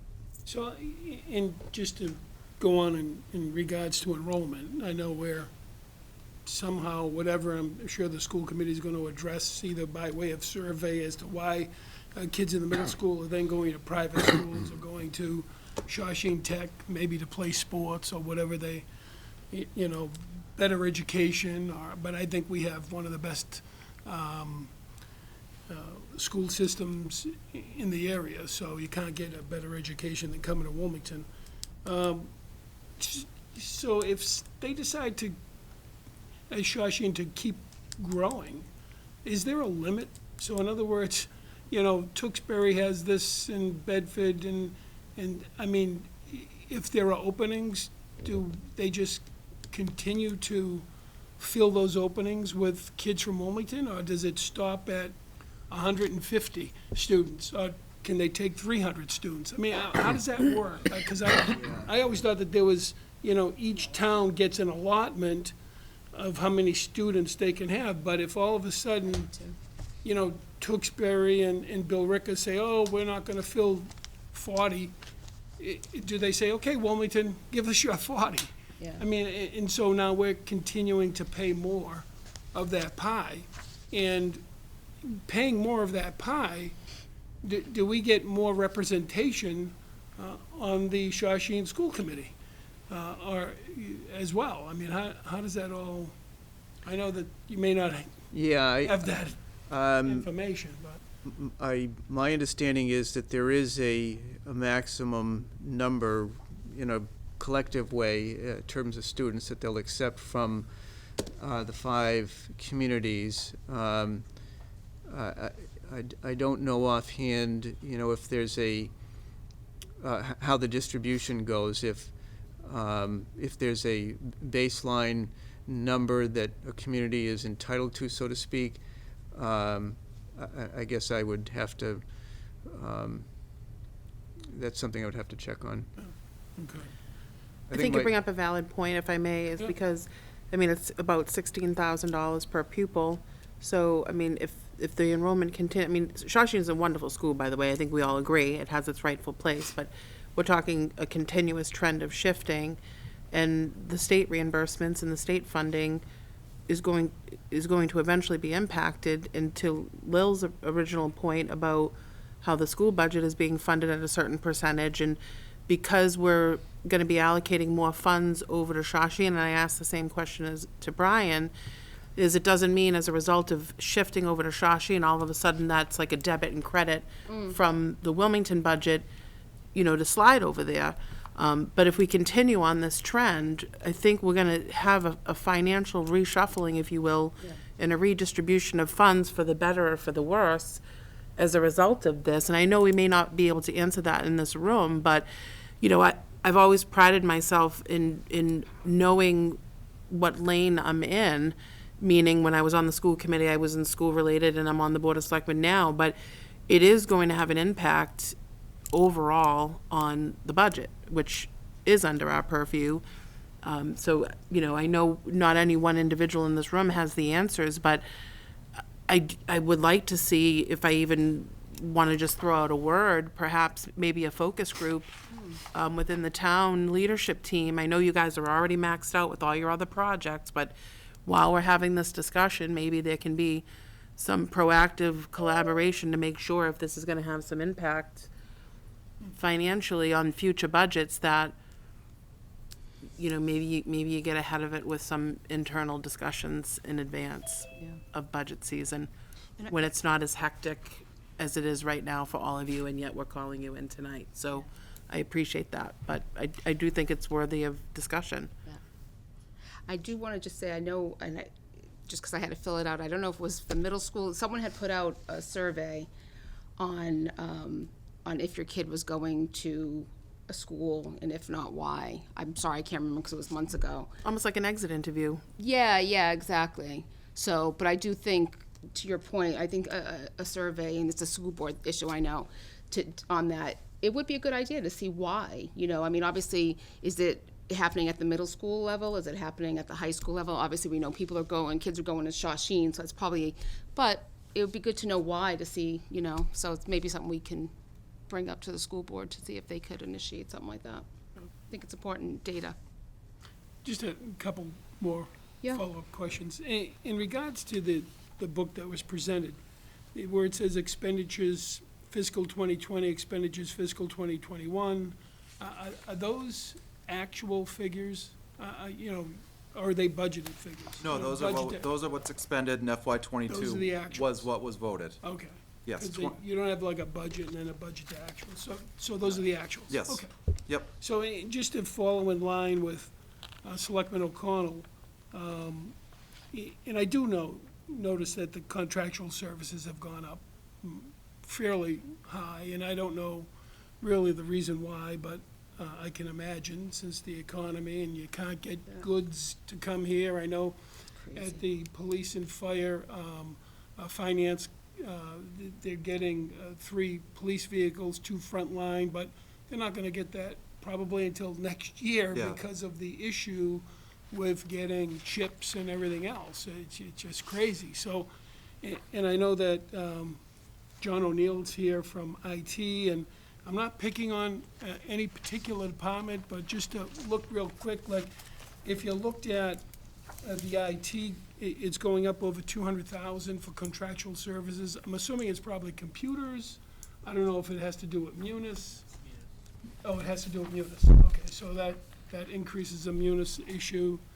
You know, the assessor's office is going up $83,000 Yeah, for and that- contractual services. The That's a police is going software- up I'm sorry, 50,000, yeah. but we already heard why that's going up. Yep, So, assessors is a software-related software upgrade. related? Yep, they Okay. had, if you recall, for the public hearing for the tax rate, is one of the issues they had run in, besides a backlog of data collection, was working with the vendor on trying to get the files to be able to be provided to the Mass DOR in acceptable files or acceptable formats. So it's just trying to work with whether it's the existing vendor or a different vendor as far as the assessor software goes, to be able to make that a much more seamless process than it was this year. Yeah, you know, it's good to have that information. As Mr. Bendel says, people are always asking questions. And just to look at the miscellaneous support, it's on page 67. I noticed that there was an increase in the salary adjustments. That went up quite a bit, 49,000, say 50,000 to 1.1 million. And I'm assuming, Jeff, you had mentioned, is it all contractual? Because we I have can the speak to contract? that a little bit too, Okay. and the actual costs that are incurred there are typically related towards hiring, towards pre-employment physicals, towards some of those costs. The budget's much larger because what it entails is, as far as covering the pending union contracts. When you look at the salaries for each department, 5 out of the 6 unions have contracts that run up until fiscal 2022. So the salaries on those pages are budgeted based on the existing agreements that they have. We have to basically be able to cover whatever agreements are made to cover the costs in FY '23. We need to transfer it out of that account to cover those costs. We also have retirements. That's a fact of life here in municipal government, that there's a good deal of people who are of age of retiring, and when they retire, they do have some time that has to get paid out, and that ends up being a pretty significant payout in some cases that we have to essentially cover through the salary adjustments line.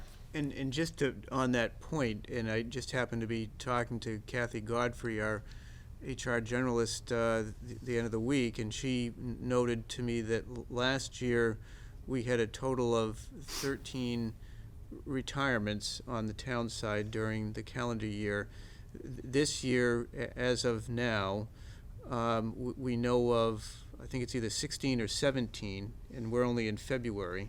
So, you know, the retirement numbers seem to be on the incline. So clearly, part of the reason for this increase is due to retirements and the costs that Brian talked about, you know, paying for any unused or earned time that they might have.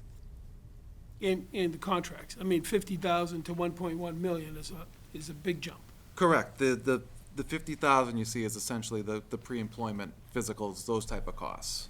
Right. The budget was much larger, and that gets transferred to cover the costs, because when the budget's presented, we're looking at only the existing contracts we have. We would prejudice any position we have in negotiations if we put a figure on with an assumed raise for a collective bargaining unit that's not agreed upon.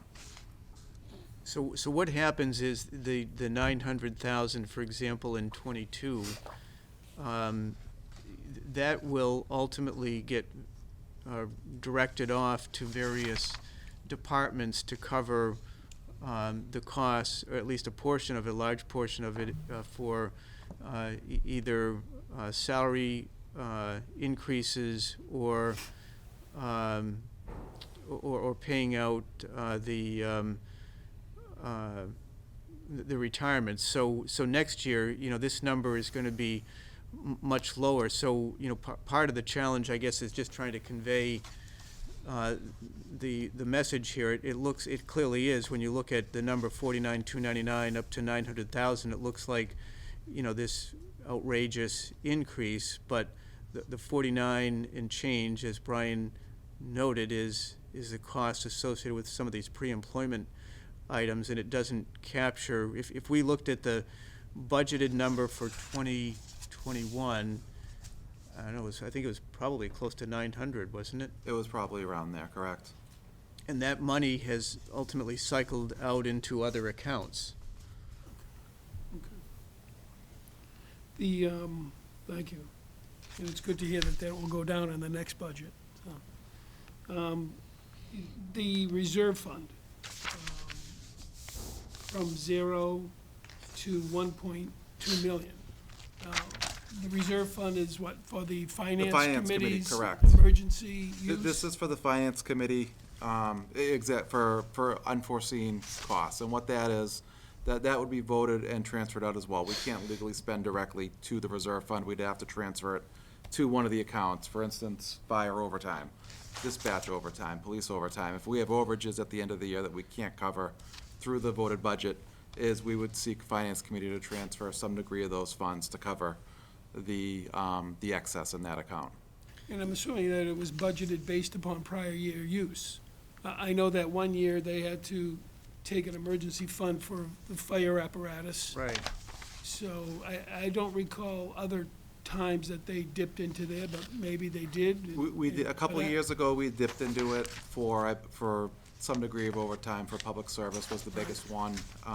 We actually, I believe we used a little bit for the town meeting under the tent outside as well, because the budget we had voted for town meeting was paled in what we needed to execute it in an outdoor environment. So is the fiscal 2020 and 2021 showing zeros because those monies were dispersed out? They ultimately, they were not, well, you want. It was, in 2020, I believe, it was maybe 200,000 that had been transferred out into various accounts, the rest closes out. In 2021, we actually transferred those funds that we needed for dispatch, for fire, and I believe we took a nominal amount for public buildings, for all the extra cleanings of the Right. building they did. We took that from health insurance, so we wouldn't tap into that. So what was the budget for that amount? It's been 1.2 million since I've that's been what here, it's been correct? right there? Correct, yeah. Okay. And so, you know, one of the premise here is that, you know, we were talking about $120 million budget, and now it's 125 and change. So, you know, as Brian noted, these funds are intended for unanticipated circumstances. So when you're looking at a window anywhere from 12 to 18 months into the future, you know, you do your best to try to anticipate what's going to happen, but inevitably, things don't always play out as you planned. So you know, $1.2 million on a $125 million budget, you know, is a pretty modest amount of money to set aside for any unanticipated circumstances, you know? Yeah, no, and that's why I had mentioned at the beginning, you don't see the budget in the actual, Yep. you're just seeing the actual. So that's why it's, you know, when you're asking the questions and someone in the community says, geez, 0 to 1.2, but when you explain to them that it's been budgeted over the past several years at 1.2, it, you know, it makes sense. Yeah, and we You're not have showing to that. transfer it out, we can't, Right. yeah, exactly. And then is that the same for the out-of-state travel, where has that always been? No, I think that case? was a byproduct of COVID, I'm guessing, I think Jeff would be able to speak to that a little bit better than I would, but, Yeah, so that number has been the same for many years. Certainly, there's not been any traveling really, to the extent that, you know, we're engaging in trainings and other activities. It's really been via Zoom, so that there's really not been a lot. Hopefully, you know, I mean, I think we have to proceed on the premise that COVID will at least become background noise as opposed to the dominant place it has been. Right. And do you, I mean, I know that the auditors recommended, you know, the 600,000 from PEG and the 500,000 from the ambulance to be a budgeted item, and it's not been treated that way in the past. It has not. So why switch, why change now? Just because they recommended it? I mean, sometimes you don't have to go by the recommendations of the auditors. no, I think it's just as being as transparent as possible, as far as the ambulance cost especially, as that had been treated as a custodial fund, basically, where whatever we had pulled in, we then turned a degree to, I believe it's Action Ambulance, I believe. But it's a more transparent way just to make sure that everything in there ties out to the budget, it ties out to the actual figures, it ties out to the votes, as the PEG cable funding has always been an article in Yeah. the warrant. Right. And then it doesn't show up on a single page here, and as I said, it's a more transparent way of doing it. The DOR, I think would appreciate us to do it in a more consistent manner. And then I think the auditors recommended it as well, just because it helps them tie out their financial statements to the vote, so. And getting to the OPEB and the retirement, I understand that a little bit. Yes, And I do understand that you're taking a calculated risk in the OPEB portion because it hasn't been statutory yet legislatively. And I know that there are a number of communities, including one that I work for, that has not even entertained in the OPEB. So if you were to take from that, I would do that, but I understand you don't want to because of the bond rating and how that plays into effect. But there's a risk, there's a trade-off for what you Yeah. decide to do, so. I guess my question comes with the prepaid retirement. Yep. Now, we're expected to be funded either, you said, is it 2037 or 2035? I believe it's 2035, but Okay. at this rate, I would imagine it might slide a couple We're gonna years have from another Middlesex. valuation coming up, Coming up this summer, I and then believe. they're gonna vote on how we're gonna pay the valuation off. So, because we're prepaying, and I know I always, you know, when Jeff says that we're sort of, you have a house and you're gonna prepay and you bring the mortgage down and you're paying on the principal, and we've been tucking that money away. Are we bringing that 2035 down to 2032? I mean, because we're tucking away money, paying it maybe in the future to the principal, when they do the valuation next year, are they going to look at that and say, Wilmington can bring that unfunded liability portion down, you know, a couple of years? I don't know. I mean, the hope would either you bring down the years or you bring down the payments down the road. I mean, you'd hope you're either paying less or you're paying less years, one way or another.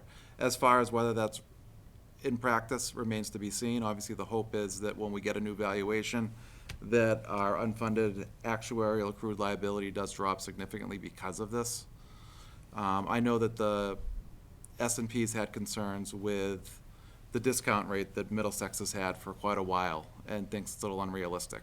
And that's one of the reasons that S&P's always felt that 2035 is unrealistic for us being able to pay it off at that point. So as you know, there's a lot of moving pieces that are Right. tricky to kind of put your thumb on.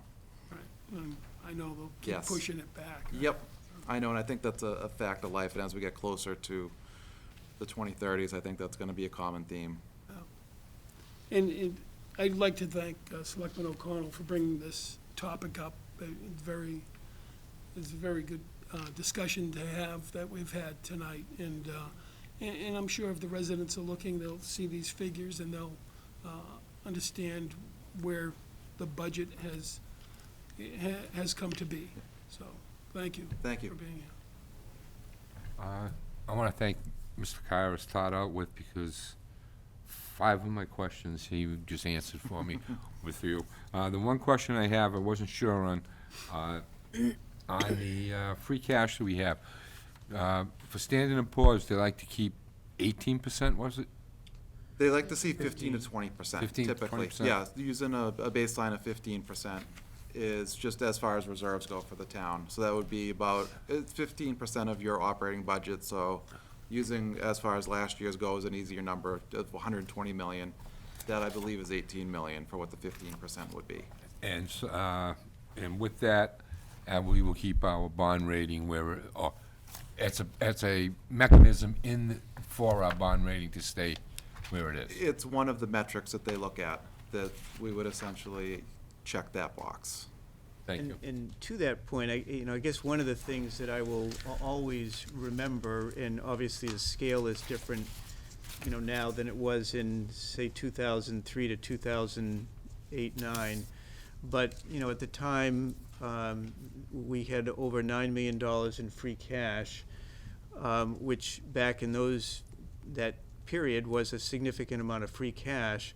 And then when the market went south for 3 or 4 years at the time, and we weren't getting the state aid that we were anticipating, the revenues were tailing off, that 9 and change went down to 3.6 or thereabouts. So, has that happened recently? Fortunately not, but having been here as long as I have, I guess one of the things that, comes with time is you see what can happen and what is likely to happen again. Certainly the economy is cyclical. It only stands to reason that at some point in time, there's going to be another sustained downturn, hopefully not soon, but having these reserves in that case allowed the town to continue to function, to provide services. There were no layoffs. There might have been positions that were not filled, but the town weathered the storm, whereas other communities in some cases get really decimated. Thank you. Great. Thank you, Brian, so much for coming here tonight and helping us walk through all of this. Appreciate it. Thank you, everyone. Yeah. Appreciate it. Thank you. Appreciate Thank all the you. work. I know it's gonna be something. Before we go on to our next, Madam Chair, can I yes. just ask one Of course, question? sure, yeah. We have a new service dog. yes, we do. That Yeah, I saw in the you paper. mentioned that to have, Right, yeah. in Xena. Zena, yes, How is yes. how is that handled in this big budget? It's a I mean, Rough. yeah, rough. I believe, you had mentioned as well, as a lot of they had received a pretty generous gift. Yeah, Right. Okay. Yeah. It's good to know. Yes. Yeah. yeah, no, good question. Madam Chair, maybe you can invite him in the next meeting? Yeah, I don't know, yeah, maybe we could talk to Chief about that, huh? Absolutely, So there was a gift. yeah. Well, there's a donation that was made by the church over on Fordham Road, and it was for public safety purposes. So Joe Desmond spoke to me about it, and I think given the circumstances, something like that was probably more appropriate in terms of a use versus, resupplying guns or whatever. So the initial funding is through this donation, and then, to the extent that there are ongoing costs, we're going to use some of the, or the plan is to use some of the money from the Cummings grant. We have $100,000 over 10 years. So is the dog taken care of the way a canine would be? It has a partner? Yes, yeah, so Samantha is, yeah. Because we could use the therapy dog here every once in a while. I Yeah, think we so, could. I agree. Absolutely. I want to make Okay. sure we're accounting for the puppy chow, you know. Yep. we- Yeah, exactly. We're good, don't worry, it's not going hungry. Okay, that's good. Thanks, Brian. Thank you, everyone. Have a good night. You too, thank you. Before Thank we go you. on to our next appointment, we're just gonna take a quick bio break. So we'll be back in just 5 minutes.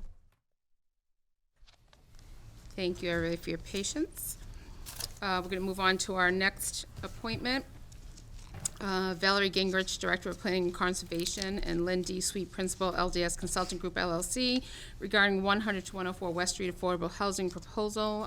First gonna send it over to Mr. Hull. Yeah, I just want to make it clear once again that, you know, the way the agenda was referenced, I did reference Valerie Gingrich, and the only reason that was done was that she's been the point person, at least on the town side, in terms of communications with the proponent. And I can understand that it can be construed that the Board of Selectmen or the town is endorsing this project, and once again, as has been previously stated on a couple of occasions, that is categorically not the case. The town, certainly the staff, and I can't speak for the board members, but my understanding is that board members have not endorsed this project. The only reason that this is being heard this evening is because the chair received a letter dated February 2nd announcing that 100 West Street LLC had filed an application with them proposing 132 units of rental housing on the property. It's at 101 and 104 West Street. Mass Housing is seeking comments from the town on, quote, any issues that have been raised or are anticipated to be raised in the town's review of the application. We have until March 2nd to do that, and the thought was that having the opportunity to have a forum for residents, should they so choose, or others to hear about this project and offer comment would be helpful in terms of whatever comment letter that we prepare for submission by or before March 2nd. There's no question that the Board of Selectmen do not have any statutory authority to either approve or deny this project. This is completely separate and distinct from the Princeton Properties project, in which that was a so-called friendly 40B. There was a collaborative effort that went forward amongst the board. The board in that case did have to endorse the project, and it was brought before the Board of Selectmen, and ultimately, unfortunately, has been held up. And as a consequence, we've been fallen below the 10%. But the Board of Appeals, the Zoning Board of Appeals, at some point in time, if this application moves forward, will be the agency or the department, board, that ultimately will receive this application and make a decision on whether to grant the application, and if so, with conditions, or whether to deny the application. But it is this board, the Board of Selectmen, any suggestion that this meeting is somehow an endorsement of this project, I just want to emphasize again, is not the case. This is simply a forum to receive information. Thank you, Mr. Hull. Valerie, I'd like to welcome you up if you'd like to, just for questions, and then we'll turn it over to Lynn Sweet, who's joining us via Zoom. Lynn, can you hear us? Hello, I'm sorry, I didn't know Valerie was going to say anything. Thank you. Thank you That's so okay. much. Thank you for having us. I'm Lynn Sweet with LDS Consulting Group out of Wellesley, Massachusetts. I'm here with my client, Derek Santini, who owns the property and is the applicant to Mass Housing. Also joined by Stephen Sousa and Chip Pinkham, who are with Sousa Design and Architecture. And I also am joined by Anna Jones from Stantec Engineering. And if it is okay with you, I'd like to bring up our presentation. Sure. So can everybody see this? Yes. Yes. Okay, I also wanted to recognize Senator Tarr and Representative Robertson, who are on the line. Thank you for joining us. As Mr. Hall mentioned, we're here today to present the project as it stands today. I've been working with Derek's for, I'd say, a year, year and a half, maybe even 2 years, trying to figure out how to develop his property. We also have a 40B attorney who was not able to be here today, and Mark Grabowski. Unfortunately, he had an in-person hearing, so we also appreciate the accommodation of being able to be online. As with Zoom these days, you can have multiple hearings in one night, and we wanted to get this information to you in time, to give you enough time to respond to it in writing. And I also mentioned that there is a site walk with Mass Housing on Friday, I believe, at 11 o'clock for anyone who wants to come. We are trying to stake the site. Hopefully the weather has cooperated, and we'll try and have it plowed and do the best we can. So, by way of history here, what is going on here? Oh boy. I am not seeing anything here. Okay, hang on. Technical difficulty here. What is going on here? Try and find out what just happened to my presentation. I have a copy too, if you want me to try sharing. Of the new presentation? The one you emailed out this morning. No, I'm good. I don't know why it was blank, but here, we'll try it again. Okay, so we're quickly, we introduced you to the team. I'd like to go over where we are in the process, give you a quick overview, talk a little bit about the affordability, because I know that that's a confusing subject for some. We're going to show you some site plans, architectural plans, and we've got a quick video, and we're absolutely here to answer any questions that you have.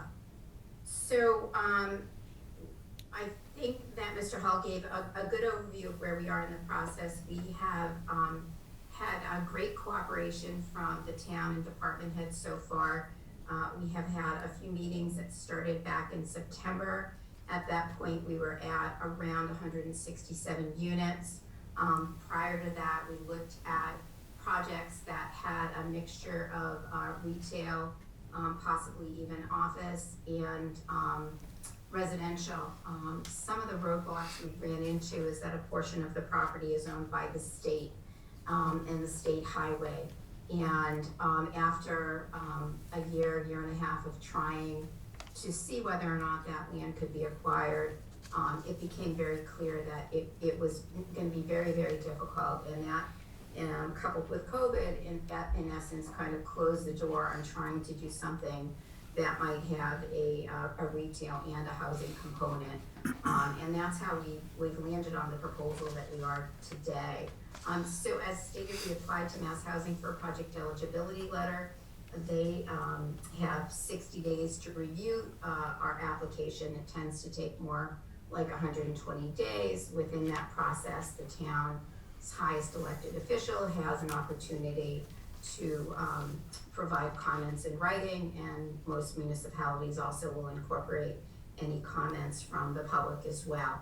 And this really is a very preliminary stage where Mass Housing determines whether or not the application fits 7 findings. Findings are site control, findings are experience, is the site suitable for affordable housing, do the numbers make sense based on standards for other projects, and so on and so forth. If a project eligibility letter does issue, that allows a developer to then take the next step, which would be to apply to the Zoning Board of Appeals. The Zoning Board of Appeals then has 30 days to have a public hearing all of the abutters are notified.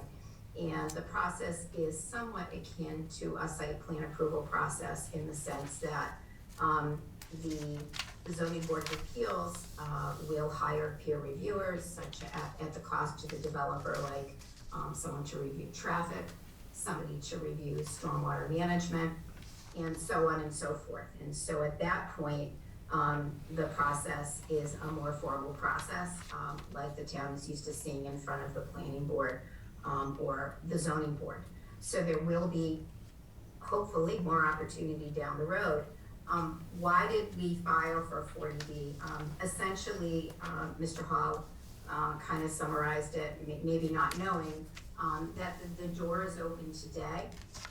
Well, the town is not at 10%. We have every intention of trying to work with the town as best we can to address any issues that come up.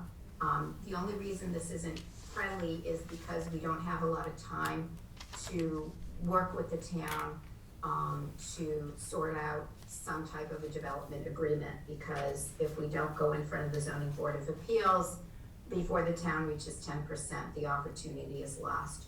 So we don't see this as a hostile 40B. We see this as hopefully a collaborative process. We do feel like we've come a long way. We've gotten a lot of input. You know, it's hard.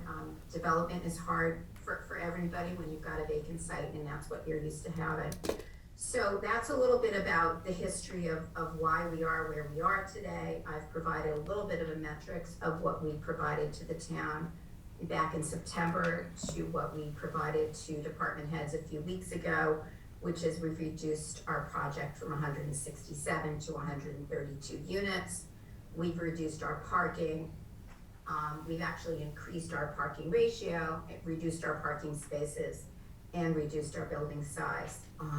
Because this is a 40B, the town does have a 10% 3-bedroom requirement. So that is a requirement that we do need to meet. We also, and the developer is committed to being fossil fuel free to the extent possible, with possibly solar panels, and our architect can talk a little bit more about the environmental sustainability measures that we might be able to take. This project is going to be revenue positive for the municipality. It has the ability to generate additional real estate taxes to the town, excise taxes to the town, and a substantial amount of new building permit fees and connection fees. One of the challenges we're facing is that we do need to provide sewer to the site, and that is something that we are looking forward to working with the municipality on, whether there's upgrades that are needed in the street or the piping or the pumping. We don't really know that yet. That's something that we're hoping to understand over time, and that's something that the developer will contribute towards fixing if there is indeed a problem. We do have a traffic study that's underway. We know that's a really important issue to everybody. It's not done yet. It certainly will be done if and when we go in front of the ZBA. Hopefully we can find some mitigation measures, but when we took a preliminary look at the traffic generation for all the prior uses that were proposed, whether it be hotel, whether it be office building, whether it be a mixture of retail and residences, the proposal that we're showing to you today has far fewer daily car trips than any of those other uses that had been previously looked at for the site. We did take a quick run through the town's planning documents, and there are a number of ways in which this development does meet the town's housing goals, and either the master plan or the housing production plan. I'm not going to spend a lot of time on that, but they're very good planning documents, and we believe that this particular development, because it has a mixture of townhouses as well as flats with an elevator, is going to be beneficial for people, young professionals, for seniors that need accessible living, for market rate consumers as well as affordable housing consumers. So as far as affordability, because I know there's been some chatter on the local websites that we're creating subsidized housing here, and I think affordable housing is confusing. The terms are really confusing. We look at affordable housing as something that has an income restriction on it, meaning somebody coming in to the building for an affordable housing unit has to meet a upper income limitation and at the same time have the ability to pay rent. And so I've provided what the income limits are today. I expect, given what we've seen, and this is 3 years into COVID, that these income limits, they do change every March, every April 1. I suspect they may actually be going down. But someone who lives in an affordable unit here does need to actually be able to pay the rent. And anyone living in the building has to be credit checked and criminal background checked, whether you're living in a market rate or an affordable unit. You know, the town's planning documents and the census documents do show that there are currently residents living in Wilmington that are rent burdened and severely rent burdened. And what that means is that if you're rent burdened, you're paying more than 30% of your income on rent. If you're severely rent burdened, you're paying more than half, more than 50% of your income on rent.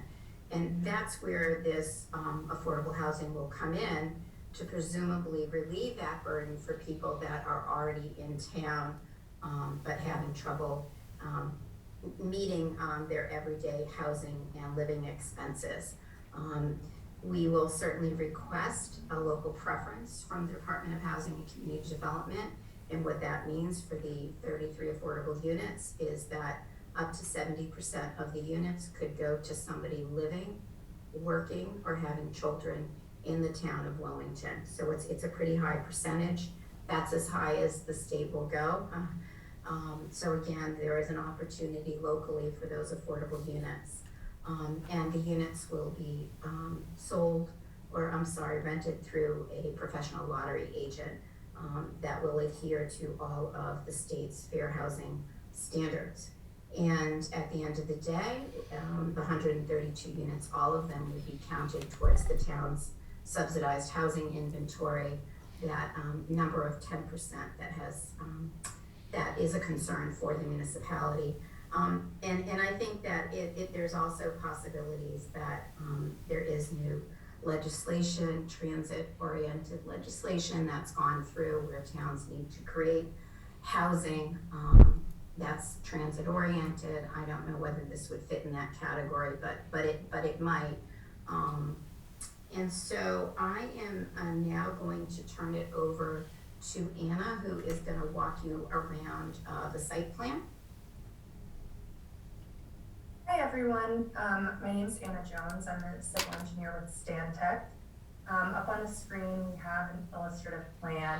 So just to orient everyone, we have Lowell Street on the top of the screen, and then 93 off to the right, and West Street where the project proposes to have its entrance off to the left. For vehicular access, there's one primary driveway along West Street for passenger vehicles. Fire and emergency services will also use this entrance. And there will also be a secondary gravel path along the top of the page for fire access. There's some surface parking provided, but a majority of the parking will be below the building. For pedestrian access, a sidewalk is shown within the multifamily building, and the project will also extend the sidewalk, which currently dead ends at the bottom left property line. That will be extended all the way to the intersection of Lowell Street, and it will provide entrances to the front doors of the townhome units. For landscape features, we're showing a small playground in the rear, as well as a dog park, and then a larger courtyard area that is above the parking deck. Only 4 stories will be visible from the street, and that will increase to 5 at the rear of the property as the site naturally grades from high at West Street to lower in the back. And that also will provide our subgrade parking entrance. All of the site lighting will be dark sky compliant LED fixtures. Stormwater is proposed to be managed with a combination of a large subsurface system in between the townhomes and the multifamily. That's that gray rectangle that you see on the screen, as well as a surface basin rain garden along the bottom that looks like a kidney bean, and then a constructed wetland off to the side near the dog park. So we're trying to incorporate as much low-impact development practices as possible on that front. And on this page, you'll also see that additional gravel fire access lane along the top that I mentioned earlier, and some zoning data in the bottom left. So with that, I will pass it off to the architecture team to get into the good stuff.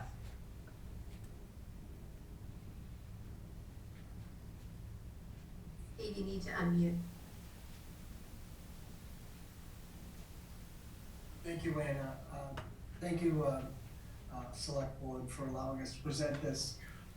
When we approached with this project, we looked at it to try to create two goals. The first goal, we were using the opportunity of the 6 townhouses to create sort of that quintessential New England streetscape at the front of the site. And we did that for a couple of reasons. One, we thought creating that streetscape brings a scale, residential scale to the neighborhood and the fabric of the neighborhood, and kept that intact. And then it adds a buffer to the larger building at the rear of the site, and you're going to see that throughout the presentation, especially when we show you the video, whether or not we were successful. We think we were very successful at that.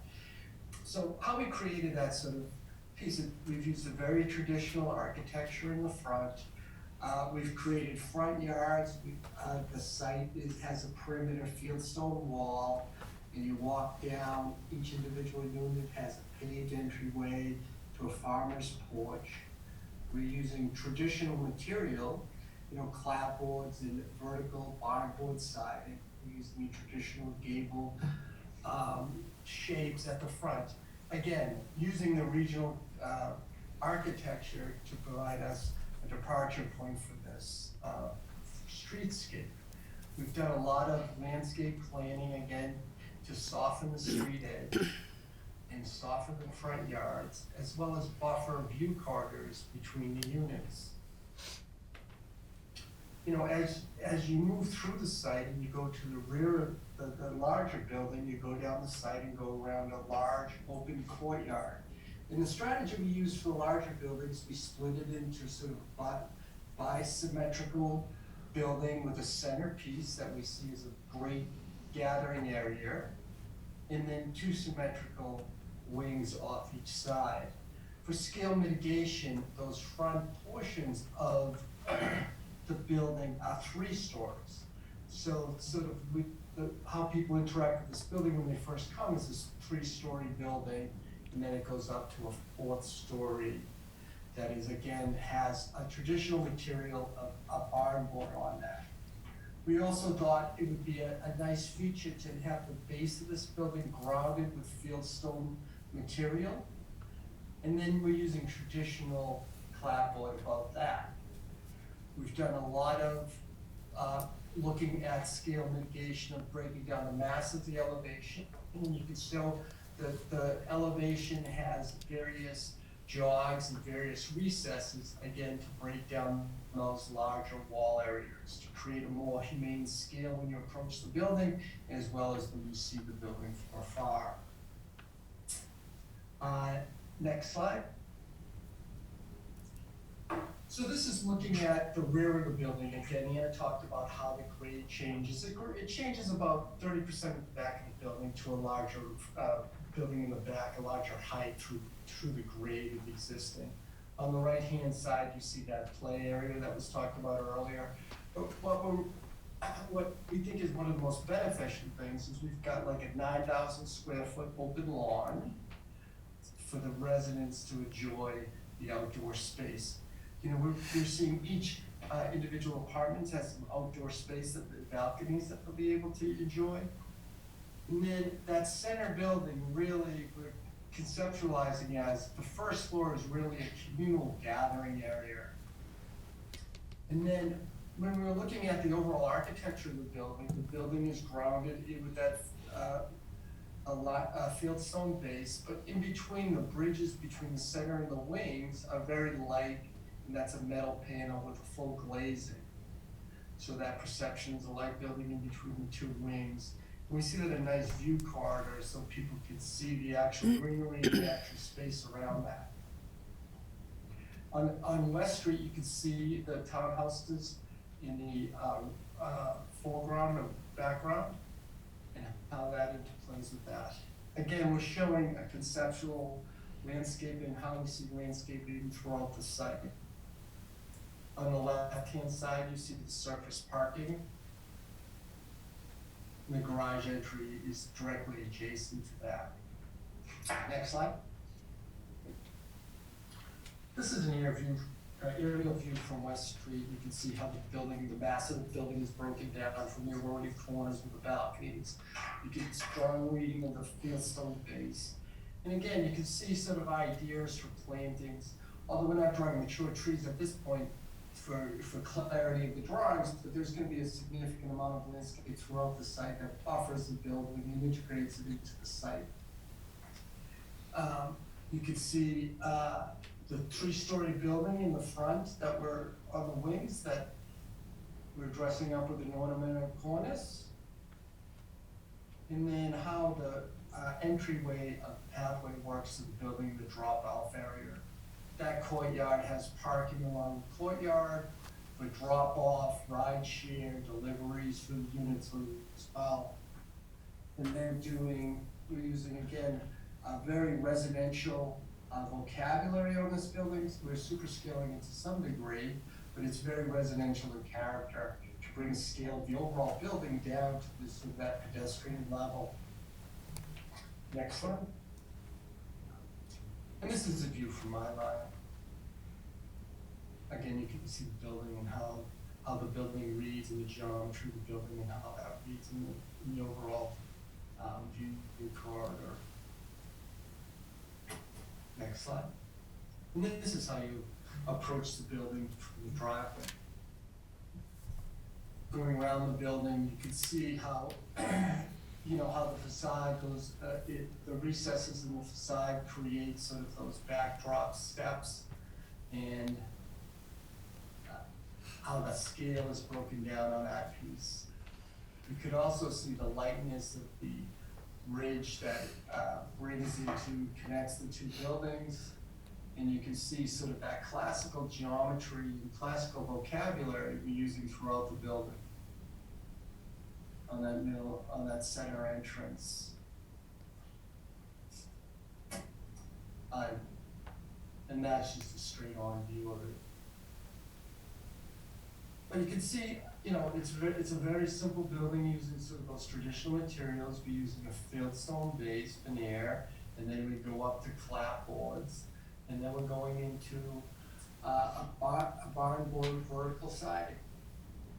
We're doing light glass railing balconies, for transparency and make the building lighter, which we're also eroding the corners of the massing. Again, scale mitigation, trying to bring that scale down to a human level.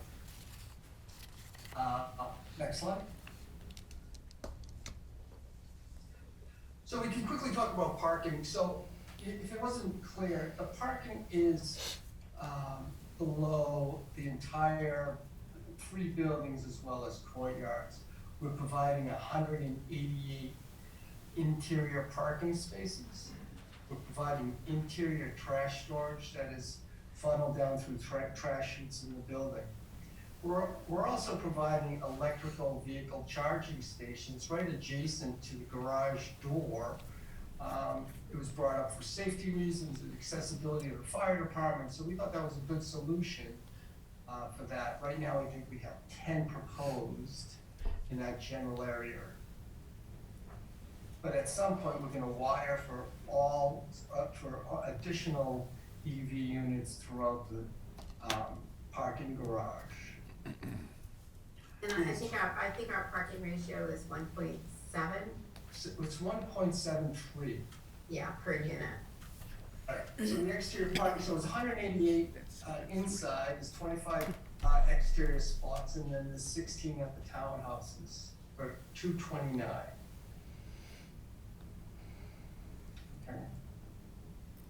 And this is just gives you a general idea of the planning of the project. As you can see, you come in through the central driveway, it's a drop off, and you go into this large public space that creates the community room, whether it's a gym, a gathering area. We're still designing that, but we see that as a monumental community space that leads out into a monumental exterior area for the tenants to enjoy. We've also done a significant amount of buffering through landscape on that lawn as to not to disturb the first floor units from any activity in that lawn area, and soften sort of that approach to that overall paving area as well. You know, the wings are typical double-loaded corridors leading to stair towers, and there's a trash chute, very simply done. And you can see that each unit has an exterior balcony.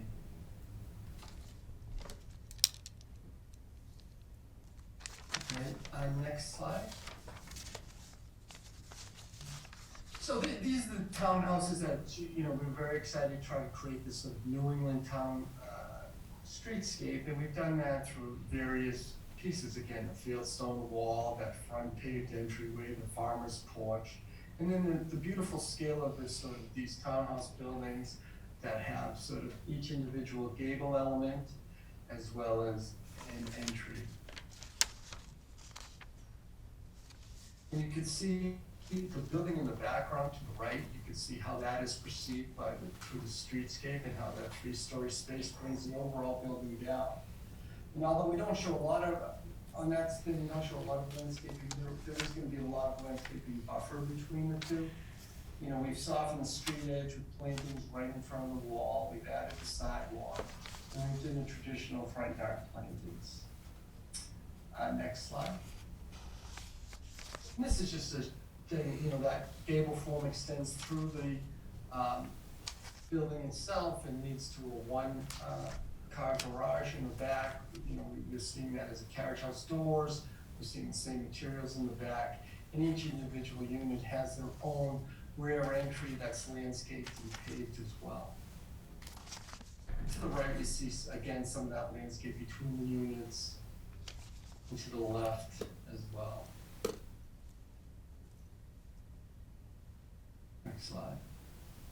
And this is how it looks like for a streetscape, and you can see how they move down the road and how that smaller scale of the streetscape becomes, and the formality of that fieldstone wall, the planting in front, as well as each individual piece. And then in the back, you can see sort of that view card into the larger building beyond. You know, whether it's the opportunity, we can buffer that even further with landscaping, but right now we're showing landscaping buffering. And so the perception from the street really with these townhouses is very small for that larger building. Next slide. And this is the slide for the rear the rear courtyard for the entrance to the back of these townhouse buildings. But if I could take a minute and talk about sort of, you know, our goals. You know, one of our major goals is to try to build the most sustainable building we can, and we've done that through various things. Obviously, it's going to be stretch energy code. It's going to be all LED lighting. You know, Energy Star appliances. We've talked about making the building fossil-free. That means heating and cooling will be supplied by electricity. And we're looking at, you know, solar panels on the roof to heat and cool and light the common areas throughout the building. That includes the garage, the hallways, and those pieces as well. This is, again, another picture of the viewscape. Looks like I repeated it. I did want to quickly go back, because I know that you're talking about the building. I wanted to quickly go back to the site plan, because I do feel like there was one thing that we didn't talk about. So this building, the closest edge of this building is 70 feet off of the street, so it's set back pretty far, because I think that really important to point out. I will run down to our video, Steve, is that okay? Yeah, that's great. Okay, well, let's see if I can get it up here. So the design team spent a significant amount of time trying to figure out exactly in real time what this building would look like in 3 dimensions driving down West Street. So we put this video up. Again, you can see the little building in the background as we walk down. You can see how the architecture addresses the street. Again, very traditional forms, regionally correct. And then when you go through the entranceway, you see the 3-story building. And then you come in.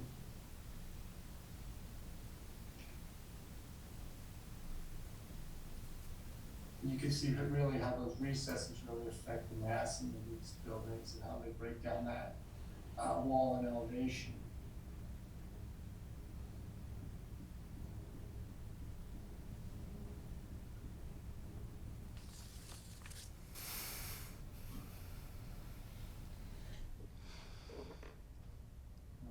Back.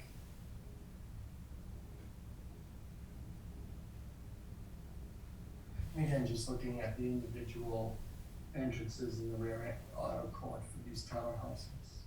And that road is gonna go to the emergency access, but it's gonna look like landscaping, but it will be able to carry the weight of a fire truck.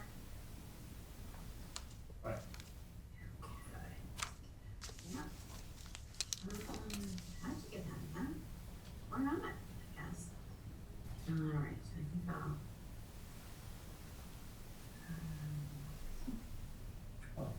I know, cat always comes up, it's embarrassing. Just trying to get back to the screen to stop sharing, actually.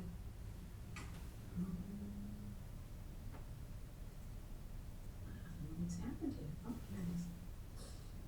Okay. There we go. So that's generally our presentation. I apologize for the cat picture. We really appreciate the time that you've given us tonight to show you where we are in the process. We look at development as a process. We're still early on. We're trying to address questions as we hear them. Happy to answer your questions. Thank you, Lynn. I'll start if that's all right with my colleagues here. So why is that access road gravel? Why can't it be paved? My concern with that is that if there's snow or water, I think that's gonna make issues for a fire vehicle, to access it. I don't understand why it just can't be paved. I actually, it's possible that Anna, unfortunately, our other engineer, Teo, isn't here tonight, but it's possible that Anna misspoke. There's a particular kind of material that's gonna go underground to give it the stability that it needs. Yeah, so for the majority of the fire lane, we're showing with grass ring, which the common eye just looks like grass, but it's really popular with fire departments. It's very stable to drive on and can be plowed. There is a small section of the plan that is showing as gravel, but we would definitely consider switching that to a grass ring fire lane as well. We're working with the fire department and taking their feedback into consideration. Okay, thank you. The other, it's a beautiful property, but I personally think it's too big. It looks like a hotel, a very nice one, but it looks like a hotel. And it looks like a lot of building and not a lot of land. Again, my thought is going towards the safety. A fire truck, I guess it could follow through on that gravel road to get out, but it can't turn around in front of those townhouses. And I don't know how it would get behind the building either. So that's one of my concerns. The other thing is, I know going back to the electric vehicle charging stations, the concern was brought that to get them out of the garage because a fire vehicle cannot fit in the garage. If one of those were to catch fire or something were to occur in the garage, there'd be no way to get safety vehicles in there because the entrance is too low, unless that's been widened and heightened since our last discussion. So, we appreciate the comments, and This is something that will be addressed at the ZBA level. But to quickly answer your question, one of the concerns we heard from the fire department was they wanted access to this building, which is what this fire lane does allow for. So you have access all the way through to the rear of this building, to the rear of this building, and to the front of this building, and the front of this building. But no access to the back of that other building? Right here. No, all the way to the back? You couldn't go all to, against, right there? Okay, so Like a there's truck couldn't go not- down there is what I mean. Again, this is kind of technical stuff. It's fire code, it's safety. We truly understand that. It is something that, at the zoning board of appeals stage will be looked at, I'm sure, very, very closely. Okay. But at the moment, we are comfortable with the measures that we have taken to add in the additional access that was requested to get to the front of this building.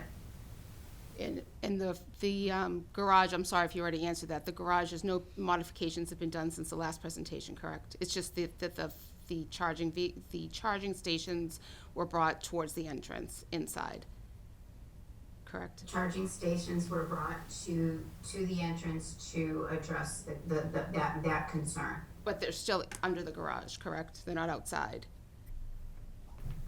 They're not outside. That doesn't mean that they can't be outside. It's a balancing act, for everything. We will certainly consult with our code consultant to see whether or not he has the concerns about where they're located. Okay, I will open up to my colleagues, Mr. De Palma. Good evening. The questions I have are similar to our chair. I'm concerned with the access of the fire department, the turning radius of their largest vehicles. Will they be able to turn?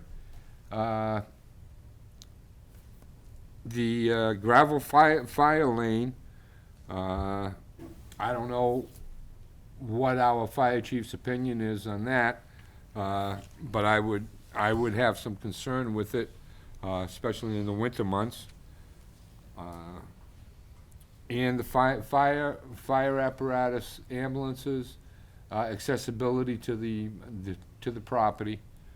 I know you've got that one emergency vehicle access, but on your other entrance, would today's standard ambulance be able to maneuver in those roadways that you're creating?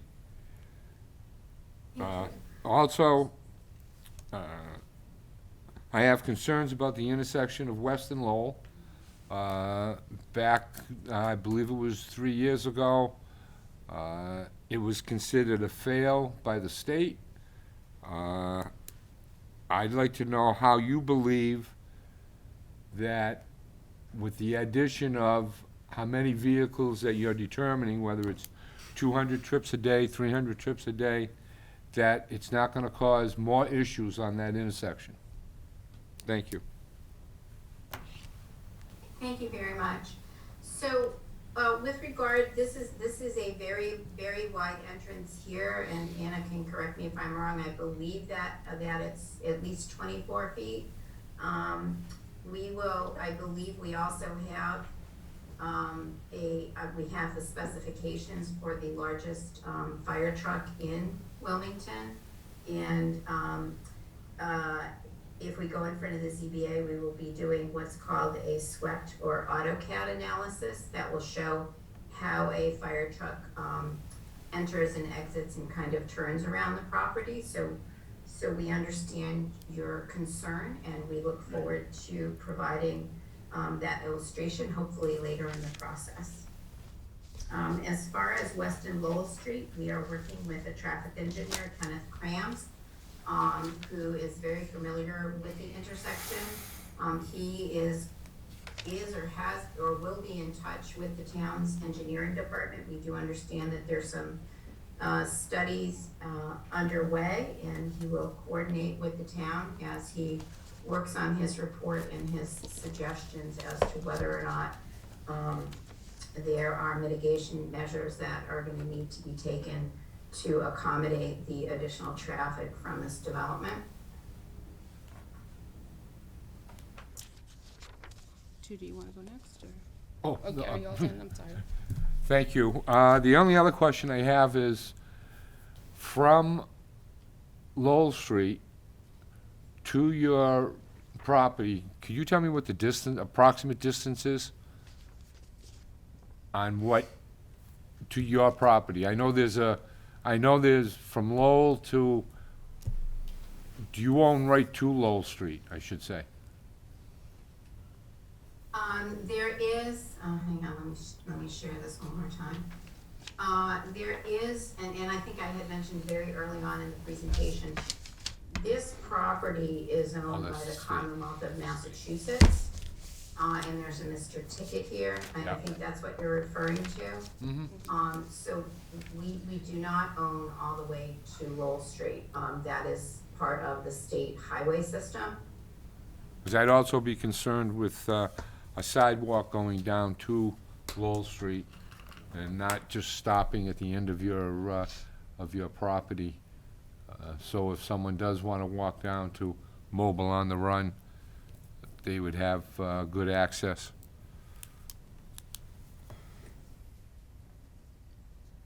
Okay, yeah, we'll continue to look at, we think pedestrian access is very important, and we will continue to look at that. Thank you. Next. Thank you. So, sticking to the intention of us being here is that, you know, it was stated that this technically isn't within our purview to be making decisions on this, but that it's being brought before us because we're going to be in a comment period. So in preparing for tonight, I obviously looked at the memo that was drafted by Valerie to us as the Director of Planning and Conservation, and I'd like to focus my comments relative to this because this is going to essentially be the narrative that's provided back from the town. And so I appreciate the bullet point list. I was hoping through Valerie and the other personnel that are here that perhaps for the benefit of this board, because this in essence is going to be our comment letter, as to kind of drilling down on each one of those bullet points and hearing what your concerns are, because I assume that they're going to be expanded upon in a narrative way when they're submitted. For my own knowledge, can you just restate for me and for the public, when this parcel was brought to town meeting for rezoning originally, can you convey to us, just as a reminder, what the original project was intended to be and how that has since changed because of the appeal at Princeton and going below the 10%? Sure. So the parcel was rezoned from, I believe it was a mix of general business and in general industrial to neighborhood mixed use a few years back now. Can't remember the exact year it was. So that district allows multifamily housing, a mix of, you know, multifamily and commercial uses, office, retail, those types of uses. I actually can't recall what the specific proposal was at that point at the town Was it meeting. housing? Was it restaurants? Was think there was- any sort of quantity? I don't remember the quantity, but I do remember that it was being looked at for a mix of uses. So, you know, residential, commercial mix. I think there was talk about maybe a restaurant at one point. So a mix of those things. And per our zoning, the neighborhood mixed use district, I think it's about, you would get about 40 units on the site. So that was kind of the rezoning piece of it. So we, as you said, we did fall below 10%. So this proposal is outside of our zoning district, outside of our zoning allowances. It's and that's what a 40B development does. So when we've been talking to the applicant and his team since September, and had some meetings with them. I outlined in the memo some of the topics generally that came up, and I can kind of speak to each of those. I can't necessarily go into detail on all of them because they're other disciplines, but as you could see, when they started out with the development, it was larger. There were more units, kind of larger. It was more of a massive building. So the comments back were, it's too big. It feels like something that's kind of busting out of its seams. So that first bullet, the building size and massing, was a comment back to the team. They took that and revised their plans to what you see tonight, reducing it from, was it 167 to 132. There were comments about the height. A lot of our 40B developments in town are 3 stories, with the exception of the new Princeton development that was permitted. That is 4 stories. But, we don't have a lot of 4-story development in town, so there were comments about the height, especially a 4-story above an underground parking that is exposed in the back, so in the back you essentially get a 5-story building. Traffic and the intersection of West Street and Lowell Street, that's going to be, that's always a concern with development. Traffic, we look at traffic studies really closely. We have peer reviewers to look at those traffic studies. Not only the traffic numbers that they're creating, but the geometry that they're creating on their site, so that, like was said tonight, that public safety vehicles can get around the site efficiently and safely. But also looking at the intersection of Lowell and West Street, we did a kind of a town-wide intersection study a couple years back, and that intersection was included in that study, and there's some deficiencies there that we'll want our peer reviewer to look at to try to make it more efficient, make it safer, make it better for pedestrians, that type of thing. Another issue was this parcel is not in the town's sewer district, so it's in the non-sewer district. We have kind of almost zoning for sewer in town, where we have sewer districts where you can have sewer, you can hook up to sewer, and then there are districts that you aren't able to access sewer. There's a process that you can go through to try to get an approval, an exception to access our sewer system when you're in the non-sewer district, and this parcel is not in the sewer district, and they are proposing to connect to sewer, so that was one of the concerns that we'll have to kind of talk through, and where it would have been with a regular project, it would have gone through the Board of Health and the Water and Sewer Commission with a process to kind of make their argument why they should be able to connect to sewer. This will all, I think, be subsumed into the ZBA process, the Board of Appeals process. So I think there will be more discussion on what that looks like, their proposed connections, what necessary upgrades would be needed, that the applicant would fund those upgrades and not the town. So I think there's a lot more to talk about on those issues.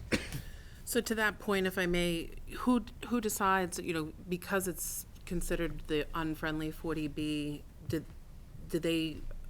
does the applicant receive any sort of relief through that process that doesn't have to be held to a certain standard? Who sets the criteria to decide if this can be brought into sewer even though it's not in a sewer district? So like, for example, years ago in my research, like public safety in the middle school, there was an issue where, Route 38 and Main Street, and they basically, DEP was not allowing, any sort of sewer tap in because of the Ipswich River and Lubbers Brook, and then the town of Wilmington sued the Commonwealth of Massachusetts and actually prevailed in that, and then there was $500,000 that was issued to do a comprehensive water resources management plan, which basically says where sewer can and can't go. So can you speak to the specifics of how this would be handled, and if it were to be allowed to go on to sewer, what impact that would have on the town of Wilmington and potentially the taxpayers? And then to add to that, and I'll stop and let you respond, is there any other proposed development in the area that you're aware of that you've spoken to, i.e. 278 Lowell Street, which is the parcel that has the sheds on it near Burger King that's been for sale for a long period of time? If this were to, and other developments that are being proposed on other parcels, if sewer is run there, is this going to be a gateway for other development to tap into this if it gets introduced through this project? Valerie, before you answer that, we've just been informed that WCTV is down. It's blacked out, so does that affect the people here listening? So it would affect anyone trying to watch from home? Yeah, so it wouldn't affect the people that are on that screen there. Just not the Zoom people. Okay, okay. So I know that was a very Those are loaded big question. questions. Yep.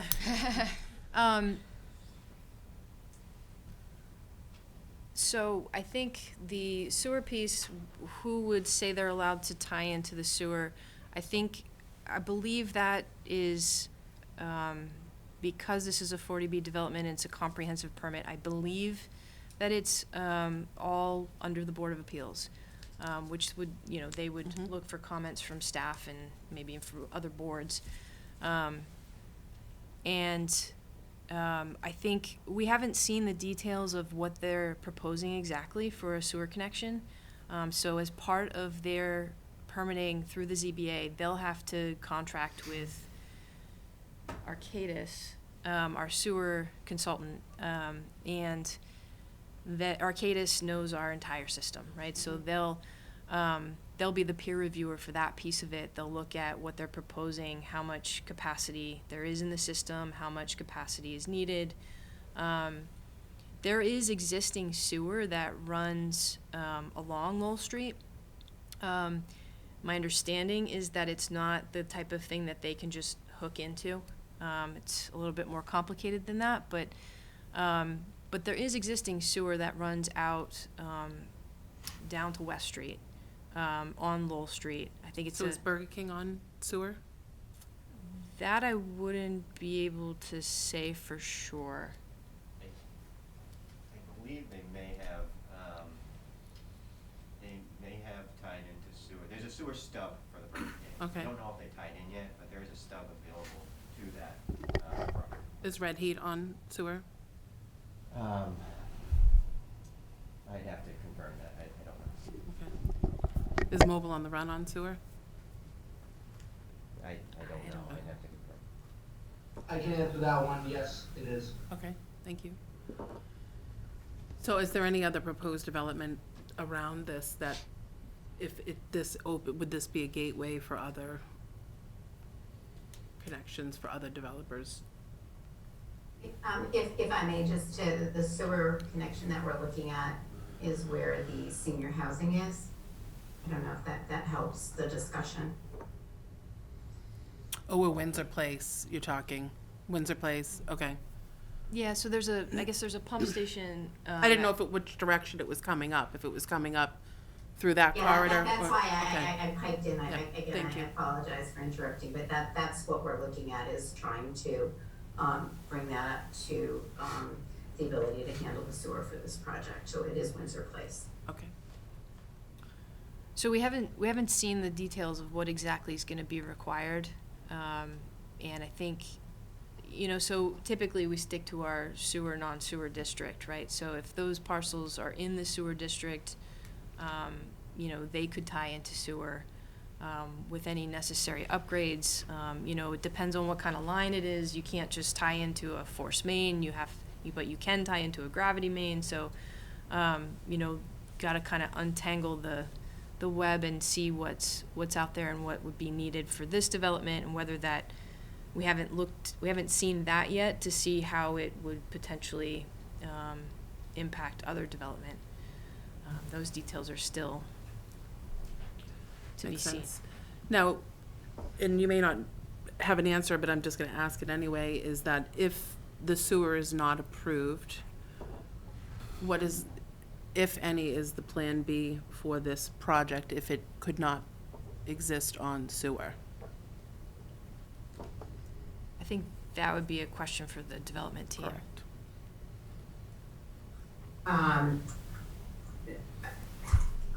We're confident that we can figure out a sewer solution for this project. It is somewhat more of a legal matter, and unfortunately Mark Bobrowski is not here.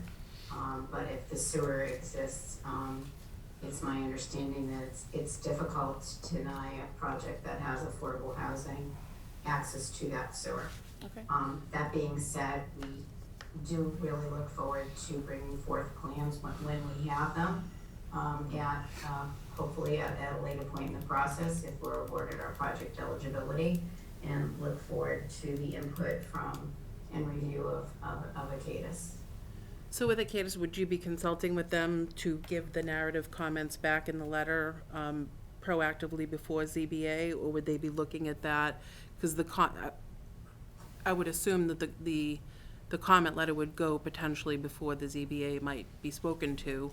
So would ACADIS be part of that? And then to Ms. Sweet's point about a legal matter, are we involving our legal firm that we have on retainer to be part of this comment letter as well? And are we, based on that comment that has just been shared, are we going to be having some discussions as to, you know, if people are being, you know, within ZBA or whoever may say no on something or may say yes, it would be important to know the legal ramifications of doing so ahead of time. So I don't know if you or the manager want to comment on that, but I would assume our legal team is going to be part of this. Certainly, KP is, they're gonna be involved in discussions, and there have been discussions with representatives from KP, so that will certainly continue. Okay. And then if you can just continue down the list, Valerie, Sure. that would be great. Thanks. So I think there have already been comments about fire access. There were comments from the fire department about, you know, not being able to get fire trucks or fire equipment or fire trucks into the underground parking, and a concern with access around the buildings. You know, ideally they like to have access around a building fully.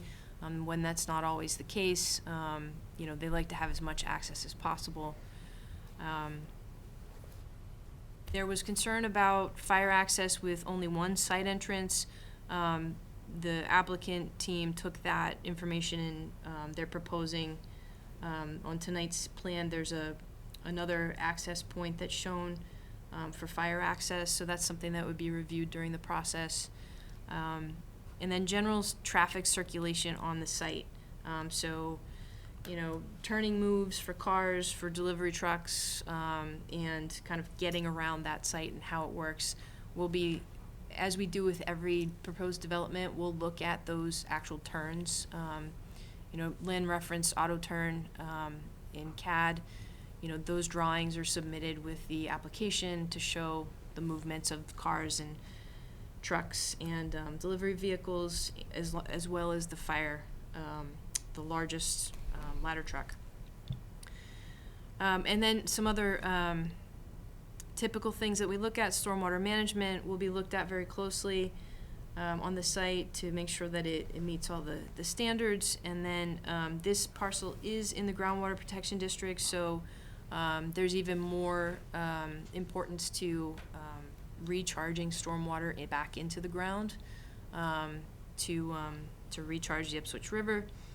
So we'll be looking at their recharge. All of those details, you know, aren't contained on a conceptual site plan like this. We'll be waiting for more information. So our comments will these are the topics that we'll comment on. We'll provide more than just the bullets, but we really need to see more information to have detailed comments, but sort of outline our general concerns and comments so far. Okay, and then, so thank you for that. And then I would just say that I know, obviously this, again, is out of our purview. I know that there's been some, meetings that have taken place prior to it coming to the full complement of the board. I would just, for the record, just kindly ask through the manager and the chair that, we receive updates as we go through this process so that we're informed. I mean, obviously, this is, an applicant applying well within their rights to do so, and it's essentially out of our purview. I doing my job as an elected member here, just to, reconfirm that we have the full complement of the town personnel and services that we have to just do our due diligence in cooperatively responding to this, to as much detail as is required to make sure, that we're doing our part, in terms of, I think it's separate from this, and that's not the purpose of why we're here. We've already discussed how we got to this point. Just as a point of knowledge, while we have the other appeal for Princeton and we remain below the 10%, we're not limited to just this proposal coming forward. Is that a fact? Yes. Okay. So, and have there been any changes regarding that other, any new developments in that regard, that are public in terms of Princeton? Has anyone received any sort of updates since our last meeting? If the appellants have decided to withdraw their No. appeal, has anyone reached out to them to try and see if they'll, considering DEP, There, as we're, in the past couple months, there are conversations between the applicant and the appellants that, on whether they could find a common ground and reach a settlement, but nothing's been decided at this point. From, like I said, I'm sitting in this seat doing this role. I need to ask the difficult questions that I'm looking at the totality of 01887 and how all of these chess pieces kind of impact and illustrate what the landscape and topography of this town is going to look like. So it's no offense to the applicant or any other applicant. We need housing in Massachusetts. We need housing in Wilmington. I understand the spirit and intention, but my responsibility is for the taxpayers and what I've been elected to do. So I hope people understand the spirit and intention of my questions is to just make sure that we're doing our part on the town side. Thank you. Yes. I just have one quick question. Selectman O'Connell had made reference to this being a hostile 40B. Is that what this is, a hostile 40B? Well, I guess They use the term unfriendly 40B, Unfriendly, yeah, but just- I wish they would do It's a away bad with it, word, but I know. It's a It doesn't- conventional 40B, I guess I would consider Yeah, it. unconventional.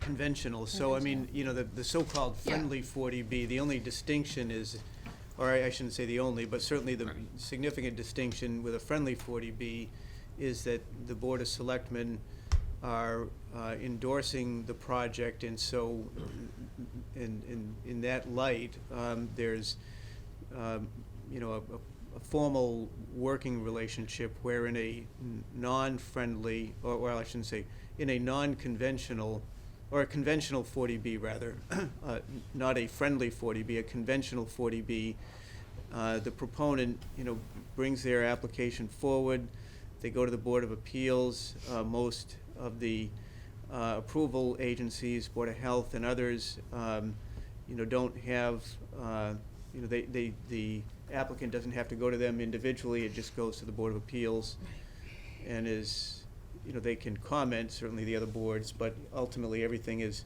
handled, for the most part, through the Board of Appeals. Could I make a comment on that? Sure.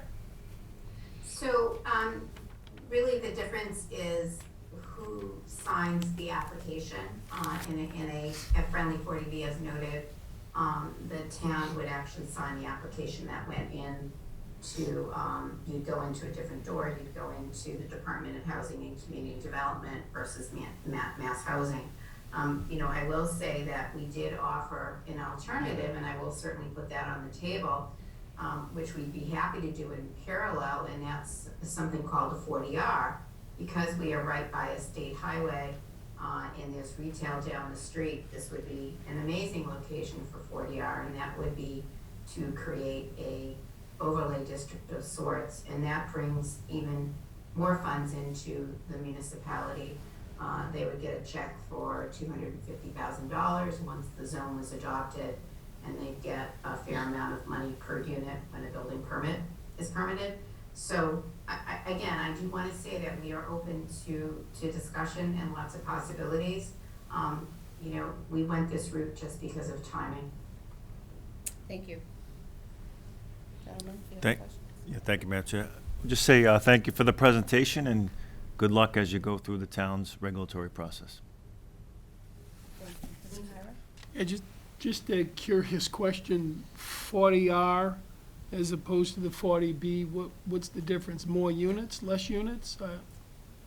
Actually, 40R is probably more economically advantageous to a developer just because there's a lot less fees involved. And with a 40R, there's not a 3-bedroom requirement. And for a municipality, there are financial benefits because you are essentially creating a zoning overlay. It's something that the state does want to see. So it is possible that it could impact density.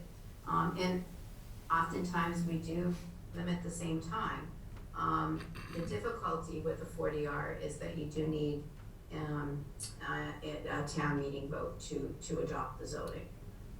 So it's not as easy in communities that don't have, say, a town council form of government or a mayoral form of government, because you do have to get that vote from, you know, a town meeting. But I just throw that out there as another possibility, just because it screams 40R because of that highway connection. It was mentioned at one time, I think by Ms. Jones, that it was a 5-story to a 4-story, and then Mr. Souza mentioned it was a 4-story to a 3-story. So is it, what, I'm kind of confused as to which way it is. The first bank of buildings in the large building is 3 stories, and then it steps up to 4. Okay. Because the site drops down as you go to the back, I think it's 14 feet. That 5th story is purely underground. You're never going to see that. It's the parking under the building. Okay, so it's more 4 to 3 than 5 to 4. It's 3 To 4. It's 3 to 4 from what you're gonna see from the Okay. street stepped back. Yep.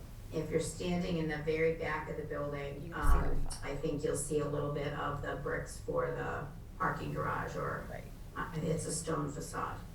And you've, Yeah. you know, and you mentioned that you've already had conversations with the fire chief over or you're planning to have conversations with the fire chief. It was mentioned that you have had them, or are you planning to have them? There definitely have been fire department representatives at the last couple of meetings, and I know this is gonna sound like a horrible comment, I'm working on a couple of these. We typically do at this point in the process get the fire vehicle information, and maybe Anna can tell me, I do feel like we do have the Yes. fire vehicle info. Yep, we do have fire vehicle info, and we brought that into the plans. We're still ironing out the swept path analysis, but the largest vehicle can be accommodated with elements that we provide on site. And, you know, as we move through the process, we're certainly, as things continue to develop, we're happy to meet with individual department heads, one-on-one, you know, once we get through the sidewalk and then some more design. Yeah, I mean, and that's fine. As it was mentioned, we not the regulatory people that you'd come to see. We're just seeing the presentation. I thank you for that, being here. Just one other question regarding parking. I'm assuming that the people will have visitors coming to visit them at the, now, is there visitor parking, or are you expecting the visitors over near the townhouse area in particular to be parking on the street? Well, are you, because I don't know, West Street, it's a good place to park on the street over there, so how is the visitor parking gonna be handled? Very important question. We each, and Steve, I'm sure will correct me if I'm wrong here. It's my understanding that each townhouse, so there's only 6 townhouses. We're using them purely for buffer. They're not the be-all and end-all moneymaker. They take up a lot of space, but the purpose is to shield the building. And I did want to point out one thing, that our driveway is not directly in front of anyone's, house entrance or driveway entrance. We tried to be very careful of where we place that. I believe each unit has a 2-car garage inside and 2 parking spaces outside, and then there's extra visitor parking for the townhouses here. Steve, did I mess up? Yeah, so each townhouse is a 1-car garage, and then a car, a tandem space behind, and then we're providing visitors, additional visitor spaces with townhouses in those 2 locations. And then, it's early on the project, we do have 188 spots inside, but it seems like the perfect space for visitor parking is that exterior portion right there.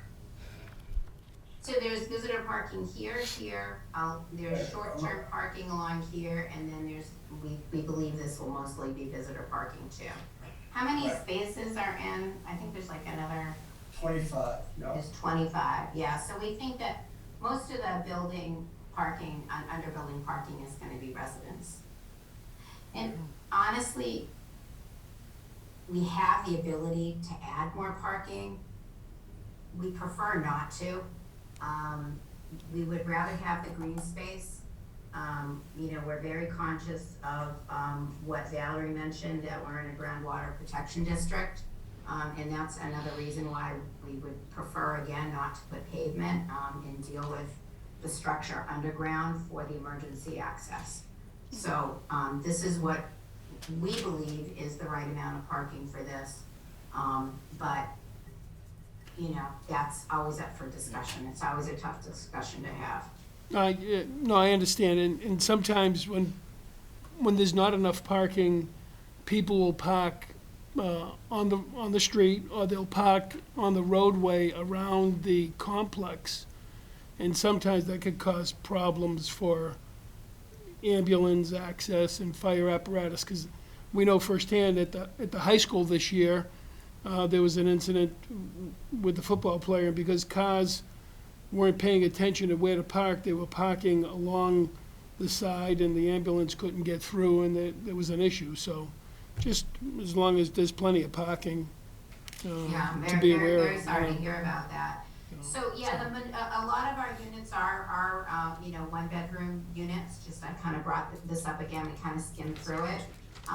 It is definitely something that our traffic engineer is going to talk about, and that the town's peer-reviewed traffic engineer will absolutely look at as well.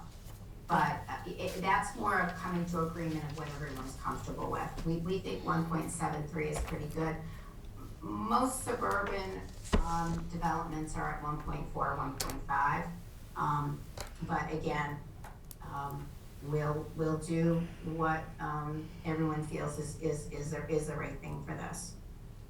Thank you. And just let me throw this out for the purposes of comment, for your consideration. The Princeton Properties, they were gracious enough and are going to be donating $250,000 for a future fire substation. So I don't know if you want to keep that in mind as your project's moving forward.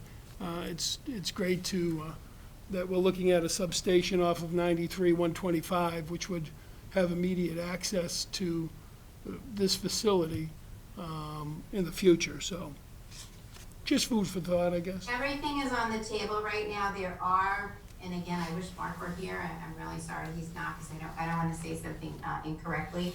We, obviously, we need to see what we need to do for traffic and for sewer, from a mitigation standpoint. It all kind of gets thrown into a pot, and you stir it up and you see where the numbers land. I feel like there has to be cause and effect, for 40Bs, but I'm not 100% sure, so I'm gonna kind of put a pin in that and talk about that with Mark, and I can certainly circle back to Valerie on it. Madam Chair, may I have one more? Yes. So, do we finish? Yeah, I'm good. Yeah, thank you. One more question for you, Ms. Sweet, if I may, is on page 23 of this booklet that was put together, that was delivered to us. It indicates here that we have met with town officials several times and are setting up a neighborhood meeting, and we'll meet with the Board of Selectmen during the Pell process. Have you had a neighborhood meeting, and if not, do you intend to have a neighborhood meeting? And how is that going to be? We were actually hoping that they were gonna be present, on this call, and, as I believe that Derek has been in touch with them, and I think that they may also come to the sidewalk, so we wanted to see, whether or not they were here tonight and on the sidewalk, and then, see whether or not additional discussion is warranted. I just got one more. Yep, go ahead. I just have one more question regarding snow removal. Will you be doing a haul away, especially in the back of the buildings where, if needed, the fire apparatus would have to come through, and with snow on there, of course, it would, shrink the width of the roadway? Probably more of an Anna question, but most of the time what happens is the snow gets put where the landscaping is. And since it's gonna be professionally managed with on-site management, if there are issues with sight lines, they're gonna have to truck it away or move it. But my sense is that the site is big enough that things can be moved around, but Anna, give them the engineering aspect. Yeah, so typically, when we're working on stormwater management and our layout design, we'll prepare an operation and maintenance plan that will indicate the areas for snow storage. And Lynn's correct, it usually is within the landscape areas, so kind of up near the dog park and the playground, and along the side of the fire lane, there's a pretty good landscape buffer, but that will definitely be addressed as the design progresses. Thank you. Any further discussion? Good. Okay, well, thank you all very much for joining us this evening. I apologize for the delay in getting to you on the agenda. And we will, we'll look forward to being in touch with you on the project going forward. Thank you very much for your time. Thank you. Take care.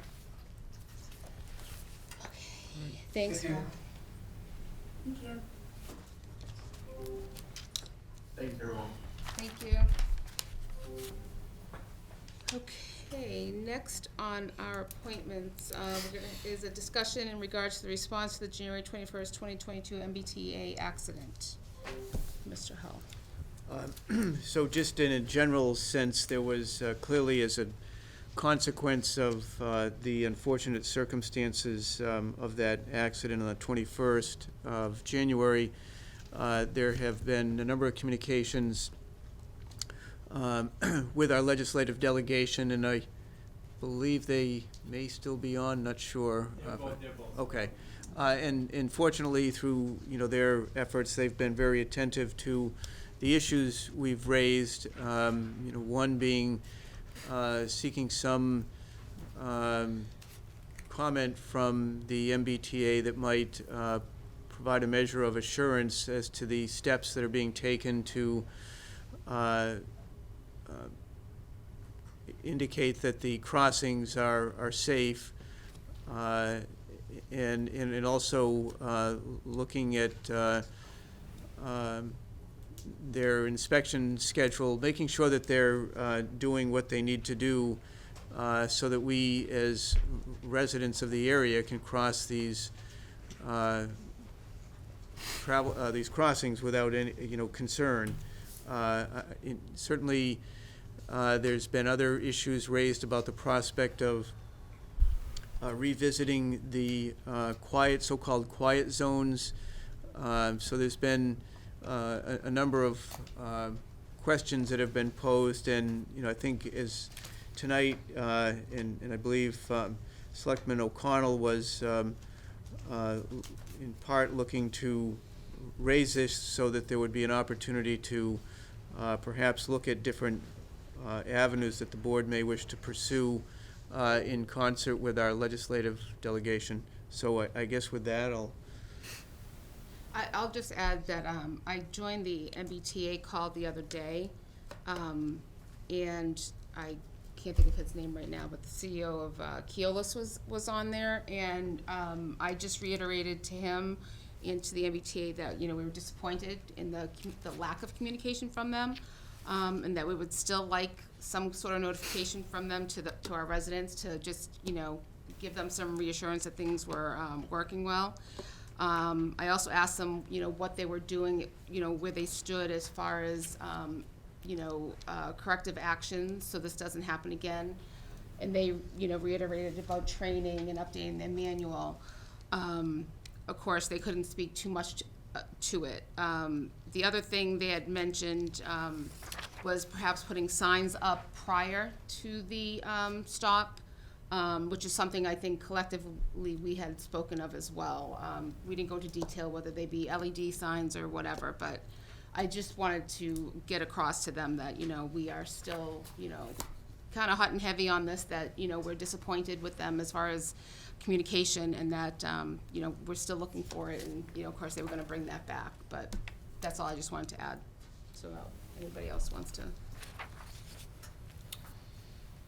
Jeff, thank you, and Lil for that too. I know that Senator Tar and Dave Robinson and others have really been passionate about trying to follow this through, and I appreciate that. I think it's a bigger issue. I know Representative Robinson was talking about it in terms of just how, legacy systems, and if they want to bring additional,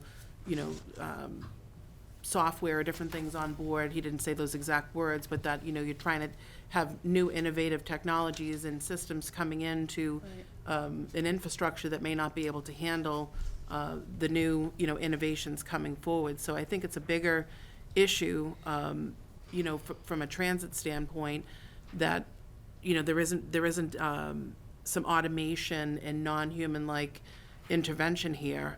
So I was thinking about this, and I was not rushing to an emotional knee-jerk decision, but I was thinking, well, if we have a certain legacy set of systems, we have a certain transit schedule, we don't necessarily know when they're doing maintenance or there's downtime, so you can't necessarily alter the schedule because there's no predictability when those service calls might need to be made. What are the things that are in our control? And one of them was a sound warning, which seemed like an obvious point, and I understand that it may be a public nuisance. I brought this up strictly for a conversation. I'm certainly interested in what members of this board have to say, residents of the town, our legislative delegation that's on the phone and beyond. But, I'm looking at it from a human standpoint, a resident standpoint, an elected official standpoint, that what can we do to help foster safety and warning and taking care of our residents. Now, I understand that during certain hours, having that sound may be palatable to some, maybe not palatable to some at any point in time.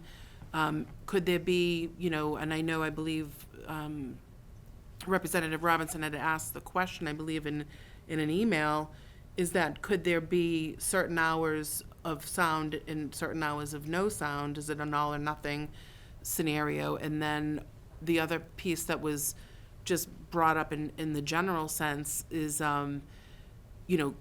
could we consider piloting something like this and doing it for, a trial period? I know that, it's not that simplistic, and there's some expenses and probably other logistics that I'm not aware of because I'm not in the rail business, but I just wanted to have a healthy discussion on this and have public input to see if this is something that we could discuss. Now, I don't want to promote public panic or hysteria or anything of the sort. But I'm not convinced that, that we have all of our answers to all of our questions, and we haven't had any sort of statements to give us any sort of further instillment of confidence, if you will. So I want to be very measured in my response. I understand that there's an investigation, and I agree with the sentiments of others that we should let that play out, and there's probably legal ramifications that are pending as well.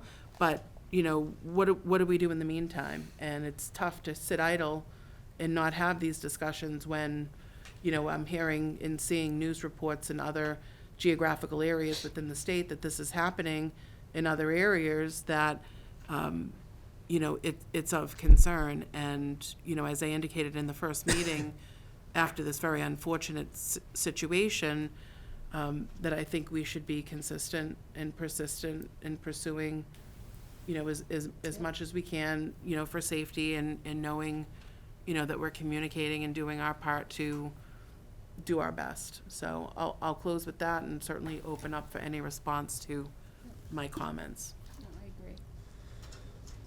Thank you, Madam Chair. I appreciate this conversation. Thank you, Ms. O'Connell. I too, like everybody on this board, and I know our representative, our senator, feel the same way, that the safety of our residents is the #1 priority, and I think I agree. We need to stay on top of this. There's no question. I too have seen, just in my own eyes, 2 reports of other incidents, at least 2 other in the Commonwealth since the tragedy here in Wilmington, and fortunately those incidents didn't result in a death, but unfortunately it did happen here. And so I think it's a fair question, Ms. O'Connell, to ask, to continue to ask these questions. I know there's an ongoing investigation, and I too look forward to the results of that investigation, but in the meantime, people need to know that they feel safe when they cross over, and we've got a number of crossings here in Wilmington, and I think it's really important that we stay on top of it. So I appreciate the updates, and I appreciate the updates from our state delegation as well.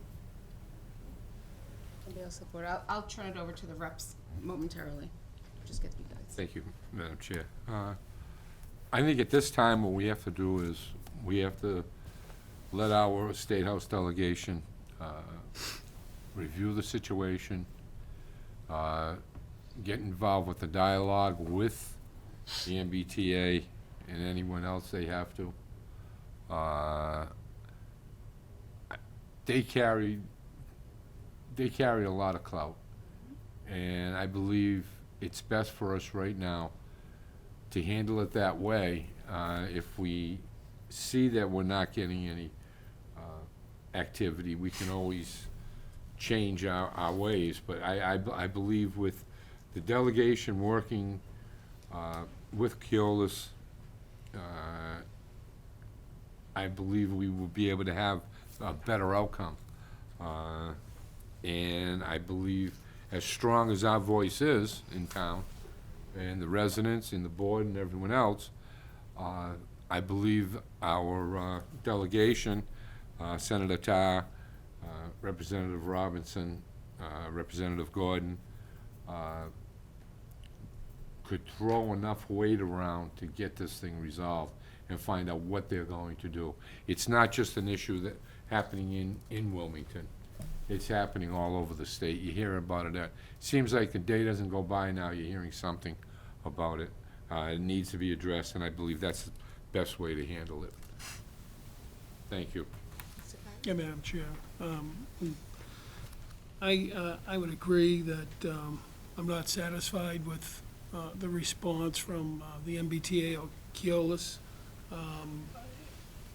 I think we should investigate the idea of bringing back the possibility of the trains blowing the horn. I know that I live on Woburn Street, and I hear some trains now that are going with the horns, and if it means just a trial basis, but maybe get the feel from the residents in that location first, to see if what their thoughts are in the matter, whether it be by reaching out on a survey or identifying those neighborhoods.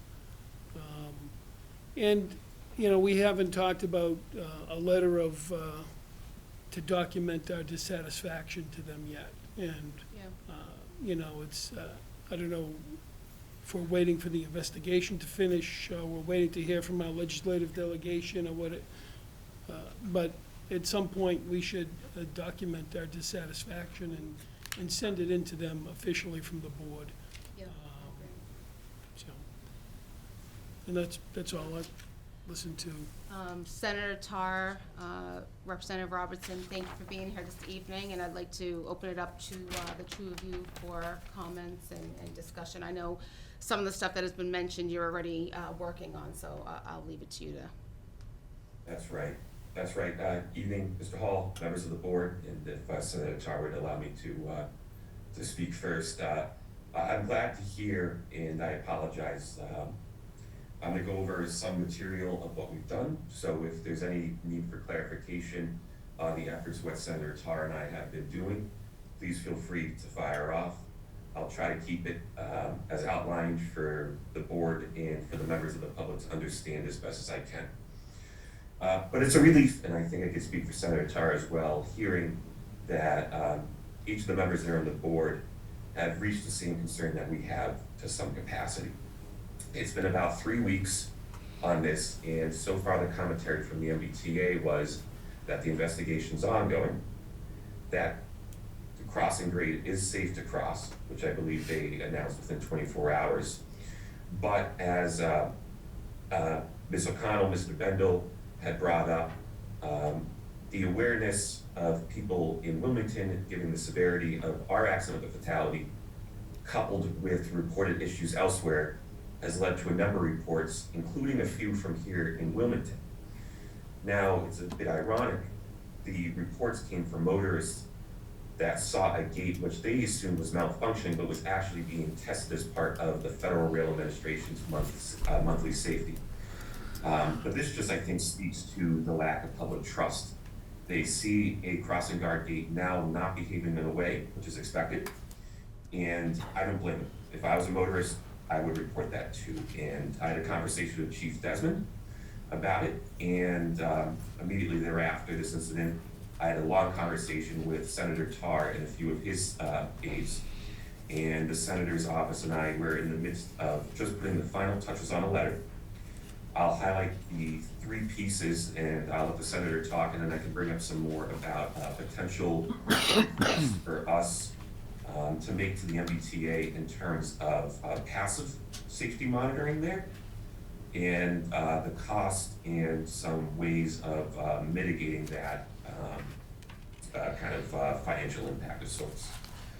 So the letter that Senator Tarr and I began working on, the first thing, again, sound like a bit of a broken record here, it asks for a clear clarification from the MBTA as far as they can without risking their ongoing investigation about the safety settings and the current status of the gate. We're, like I said, talking about some of the verbiage in that in the letter. We want to make sure that it's absolutely strong and it advocates to the full extent that the community deserves. But we're asking for them to be as detailed as possible, so when people approach the gate, they know that the systems have been double and triple checked. So that was one of them. As Chairwoman also stated, Steve Poftik spoke with the senator, myself, other members of the community there in the local board. And I know each of us raised some of our own potential solutions that came up. I, for one, thought back to my days of taking a flight lesson. Basically, when you hopped in the airplane, you had to go over a checklist. And I asked the general manager to consider purchasing a tablet computer where there's only a couple dozen maintenance men, so relatively low capital expenditure from the state that would require them, when they operate a piece of equipment, to scan a barcode on the equipment and then go through the checklist. That way, we know that they're not accidentally forgetting or omitting everything. You know, I do feel for the maintenance folks that are out, 10-degree weather like today, they're under the pressure. They might have 2 or 3 commuter rail trains behind them. We need to make sure that they're doing their jobs quickly and efficiently, but also thoroughly. I know other members have raised, for example, as Selectwoman O'Connell said, other folks have raised the changing of the quiet zones, maybe during certain hours, or Something else that came up, that Senator Tar and I suggested to the General Manager, Steve Poftik, following the report of the gate on Glen Road seemingly malfunctioning, which again, for the members of the public, was just part of their safety standards checks, but would include notifying Town Hall and a dispatch center of the town's choice. That way, in case a motorist or a number of motorists began calling in, dispatch right away could reference and see that it would be possible maintenance, or if this was an emergency that required further escalation. And actually, looking at my notes here, I'm gonna let Senator Tar speak, because I'm happy to go over some of the other equipment which I was able to uncover researching that's used by other railroads in North America, both public and private, as well as some of the ideas and costs behind them. So I'll turn it over to my friend Senator Tar here for time. Well, thank you, Representative, and thank you to the town manager and to the board for allowing us to share in this conversation with you. And I do want to say at the outset how appreciative we are, and I think I can speak for Representative Robertson when I say this, for the confidence that you have in us and the partnership that you have with us. And we are committed to continuing to pursue this with you until we get a satisfactory result. And I think there's consensus with all the folks in this discussion right now that we do not yet have a satisfactory result. So shortly after this incident occurred, there was a pronouncement by the MBTA that a preliminary investigation, as we all know, had yielded the information that this was, the accident was precipitated by human error. And the difficulty is that that is being relied upon as an assurance that there are no mechanical malfunctions, and because it was human error, the implication has been that there aren't a lot of other things that need to be done. But at the same time, all of us who were involved in the calls around that time when that pronouncement was made do recall that the MBTA indicated that interim steps would be taken of the nature of training and changing the manual for the signal maintainers so that there would be an increased awareness of this issue. And yet, we have not seen any public pronouncements relative to those interim steps, being those and perhaps others, beyond a discussion that was had at the MBTA Fiscal Management Board by the General Manager presenting information to the board. My understanding, and certainly stand to be corrected, is that we were going to receive a public pronouncement of those things even as the investigation continued. That there would be interim measures taken to assure to the greatest extent possible that human error would not occur again. And I think we'd all agree that human error is something that we would hope to be preventable every bit as much as a mechanical malfunction that could be prevented in various ways. And so, from my perspective, goal number one needs to be a delineation in a public way about interim measures that have been taken to prevent human error from occurring. That's number one. Number two is we certainly need to continue the conversation relative to what more long-term measures might be undertaken. And Representative Robertson and I are in agreement that having some sort of a checklist, regardless of what technology is used to confirm the completion of the checklist, even if it's a piece of paper, or it could be an electronic device. But it is essential that when a signal maintainer completes work to be done and is about to return the signalized area to service, that there be a confirmation that every step has been taken. And we've also discussed that confirmation needing to be relayed to the dispatch center of the MBTA so that no train is dispatched on a particular line without confirmation that the signals have been reactivated. Those are the kind of steps that I think we're in agreement should be integrated into the permanent operating procedures of the MBTA. And so it is important, and I want to thank Representative Robertson for taking the initiative in terms of drafting the letter that we're working on collaboratively to be able to do a number of things. Number one, express our concern to the MBTA and to Keolis that no public pronouncements have been made relative to interim measures that have been discussed with us in conversations that have not been public.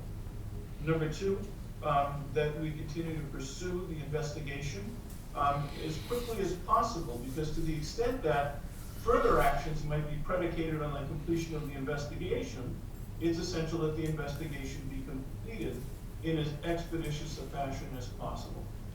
And number three, to ensure that we continue the conversation that has already been started relative to long-term measures to be integrated into the discussion and into the operating procedures of the MBTA and Keolis and any subsequent contractor to Keolis, to make sure that we have certainty that signals are active before a train is dispatched to go through the area where those signals are located.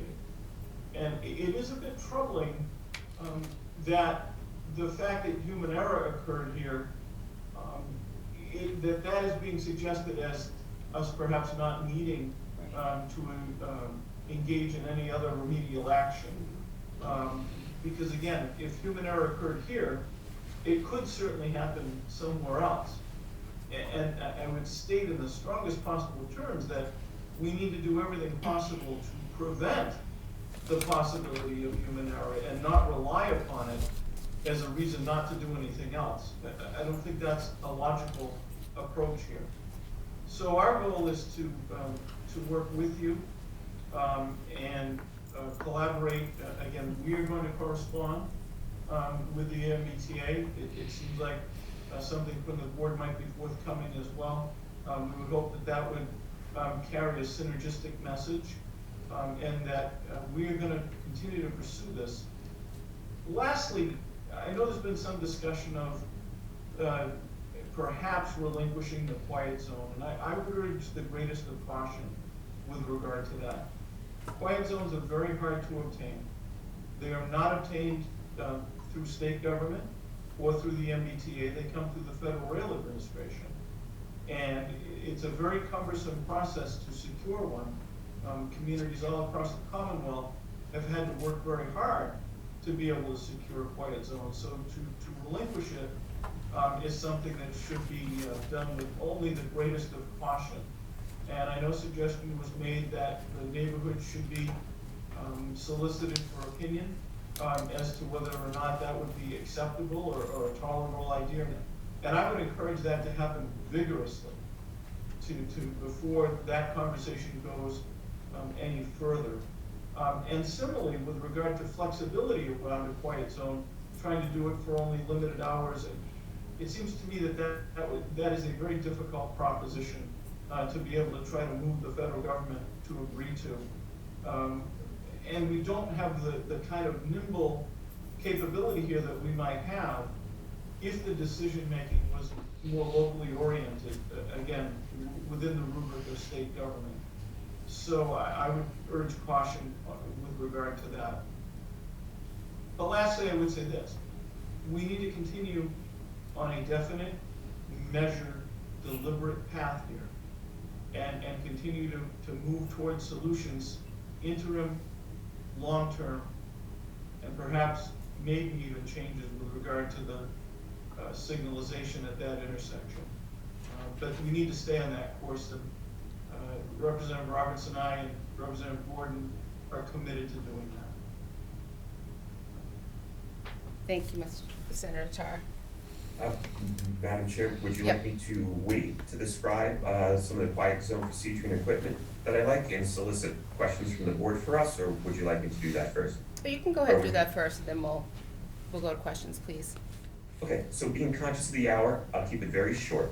I'll go over what research I found on the FRA regulations regarding quiet zones, which Senator Tar provided a great segue from.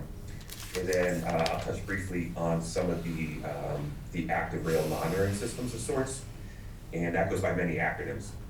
So quiet zones are established by CFR 222, which are federal regulations.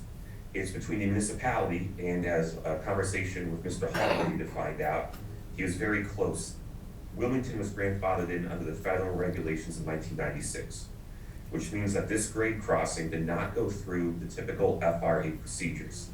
I believe those were overhauled in 2002 to reflect adapting technology.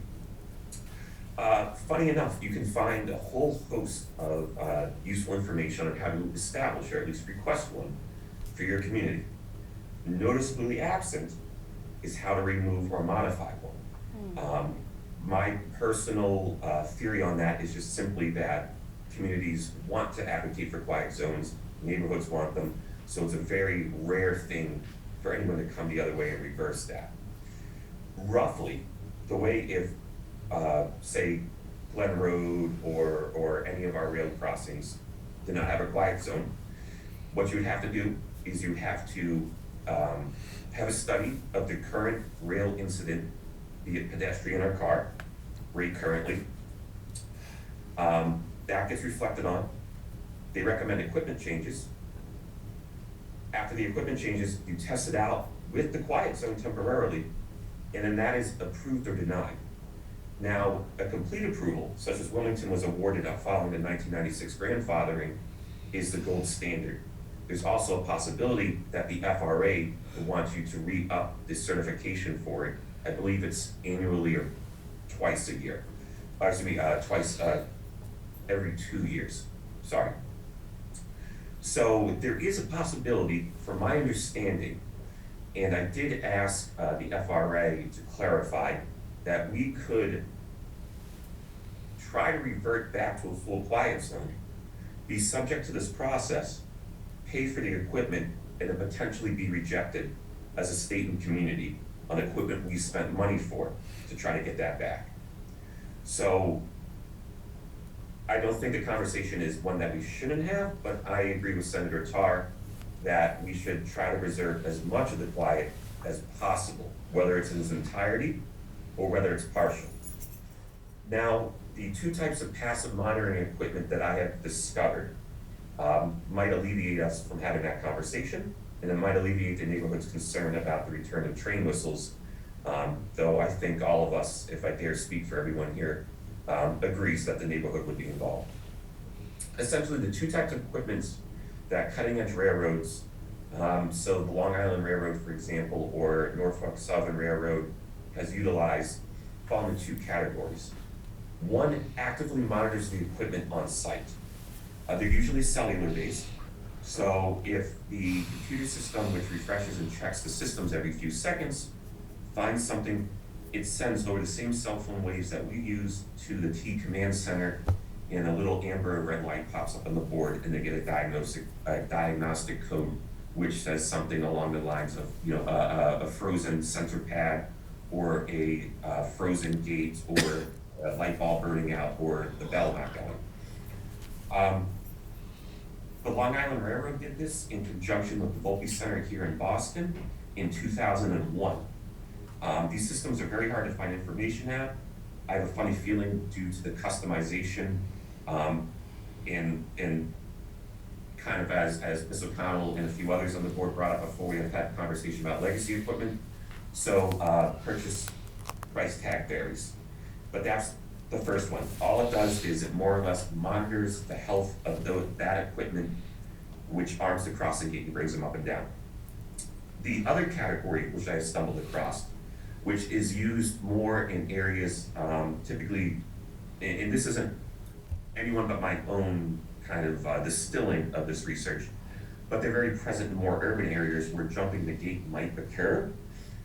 They're inward facing, either camera based or LiDAR based. So they almost look like the sensors that we use in public facilities to detect movement and moves, to turn off lights and save energy. And what they do is they measure and examine to see if there's any foreign object on the rail line. So when the train hits the pad and the gates are triggered as part of the system coming down, either the camera identifies, or since we're in New England and cameras have a little more difficult sensing snow and shadows, the radar LiDAR system says, wait a second, we're detecting something in the presence of the rail line, and that notifies the command center and the engineer that the gate crossing is not clear. There's a foreign object in the line of path. I haven't even found yet, and I've read through MNDOT, which is Minnesota's Department of Transportation. They had some documentation on that. It didn't even mention the price tag. But this was also an older study. I believe it was 2005 or 6. So though while inflation has probably increased the cost overall, the relative explosion of cameras and other detective equipment for drones and that might have actually brought this technology down. And that was touched upon in some of the papers, that they're hoping that some of the previous technology, which was inaccessible due to cost, will come down as private market made use out of it. I'll wrap this up by saying, by pure coincidence, a constituent issue regarding Amtrak. I was speaking with an Amtrak representative. He, bringing up the Google Maps to basically kind of look at this constituent's issue from the street level view, stumbled across and saw that there was a fatality, and mentioned offhand, and Amtrak's going to return comment because Amtrak does use this line. Amtrak also has potential grade crossing safety funding available there. But as Senator Tarr mentioned, it is not exactly nimble. They received a bit of a booster shot as part of the recovery plan passed by Congress, and they're only beginning to receive the funds. Congress is pushing them to further utilize the funds, but they're not fully out there, and they're returning comment from their council to see that before we waste our time applying, if we would be a potential applicant in that manner. So that's pretty much everything I found so far. Obviously, Senator Tarr and I will continue working. Mr. Hall has been fantastic on forwarding the board's questions to us and allowing us to kind of get in the nitty-gritty there. So if there's anything that Senator Tarr and I can address right now, please would be happy to do so to the best of our knowledge. We'll open it up to the board if anybody has any questions. Good. Great. Thank you, Representative Robinson and Senator Tarr. We appreciate it as always, and appreciate you, staying at the forefront of this, so we can get some, resolution, for lack of a better word. So I'm sure we will have further discussions on this, and I appreciate you sticking with us so late this evening. Mr. Maselli, can we make a comment? Should we open up for comments now, or later? You know what? Given the lateness of the meeting, we're gonna keep it comments where they are right now, so no comments right now. We are really behind. Sounds like an immediate fix that's very simple for us. No comments till you make the comment at the end of the meeting. I can't say. If you could read my letter into the meeting, I appreciate that. I will take it into advisement. Thank you, gentlemen. Have a good evening. Thank you very much. You as well. And happy Valentine's Day. Oh, happy Valentine's Day. Still got an hour left. Have a good night, guys. Thank you. Especially for your attentiveness, and happy Valentine's Day, everybody. Take care. Thank you. Bye-bye. Thank you. All right. That is going to bring us into communications. So, under communications, the first item is a memo with regard to the petition articles.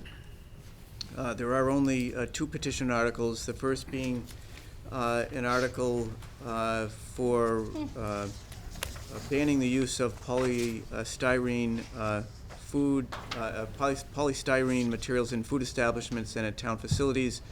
The second being someone interested in purchasing a piece of surplus property on Pershing Street, roughly 5,000 square feet. Next, under communications. Okay, next under communications is just comments that were made by Shelley Newhouse, Health Director, as I noted in prior discussions, looking to just offer comments with regard to some of the town hall deficiencies. She notes that the nursing office should be equipped with backup generator power for the refrigerator, which holds vaccines and medicine. The administrative offices of the Board of Health offer no confidentiality when speaking with patrons, either in person or on the phone. Storage is a huge issue, filing cabinets and supplies. Sometimes there's not heat in the winter. In the summer months, the AC unit is above my head, cannot hear anyone in the office or on the phone, and then notes the lack of a proper meeting space to hold meetings. The next item under communications is a memo from the end of January with regard to proposals before the Board of Selectmen. Essentially, I'm just looking for some direction on when proponents should be invited to a selectmen's meeting. It would seem to me that perhaps there should be some, it would be helpful to have some guidance as to whether we're talking about residential developments, commercial industrial developments, whether there's, the invitation should extend to developments of a certain size, either number of units or square footage. Certainly there are implications to consider in terms of whether the proponent believes they need to bring in their paid consulting staff and all. So I know the night is late and it's probably not a discussion for tonight, but I think it would just be helpful going forward to get some direction from the board on that issue. Is that something that you're gonna bring up at another meeting to get that direction, or how do you want that feedback? I mean, do you want? I think it probably should be, I can certainly bring it forward at a subsequent meeting for further discussion and just some indication as to whether the board wishes to take a hybrid approach and under certain circumstances invite applicants forward, notwithstanding perhaps the board not having any direct approval or denial authority, or how to proceed. Next is. I was just gonna say, I think we sure. need to have a discussion around this, we should probably bring it forward. Okay. For another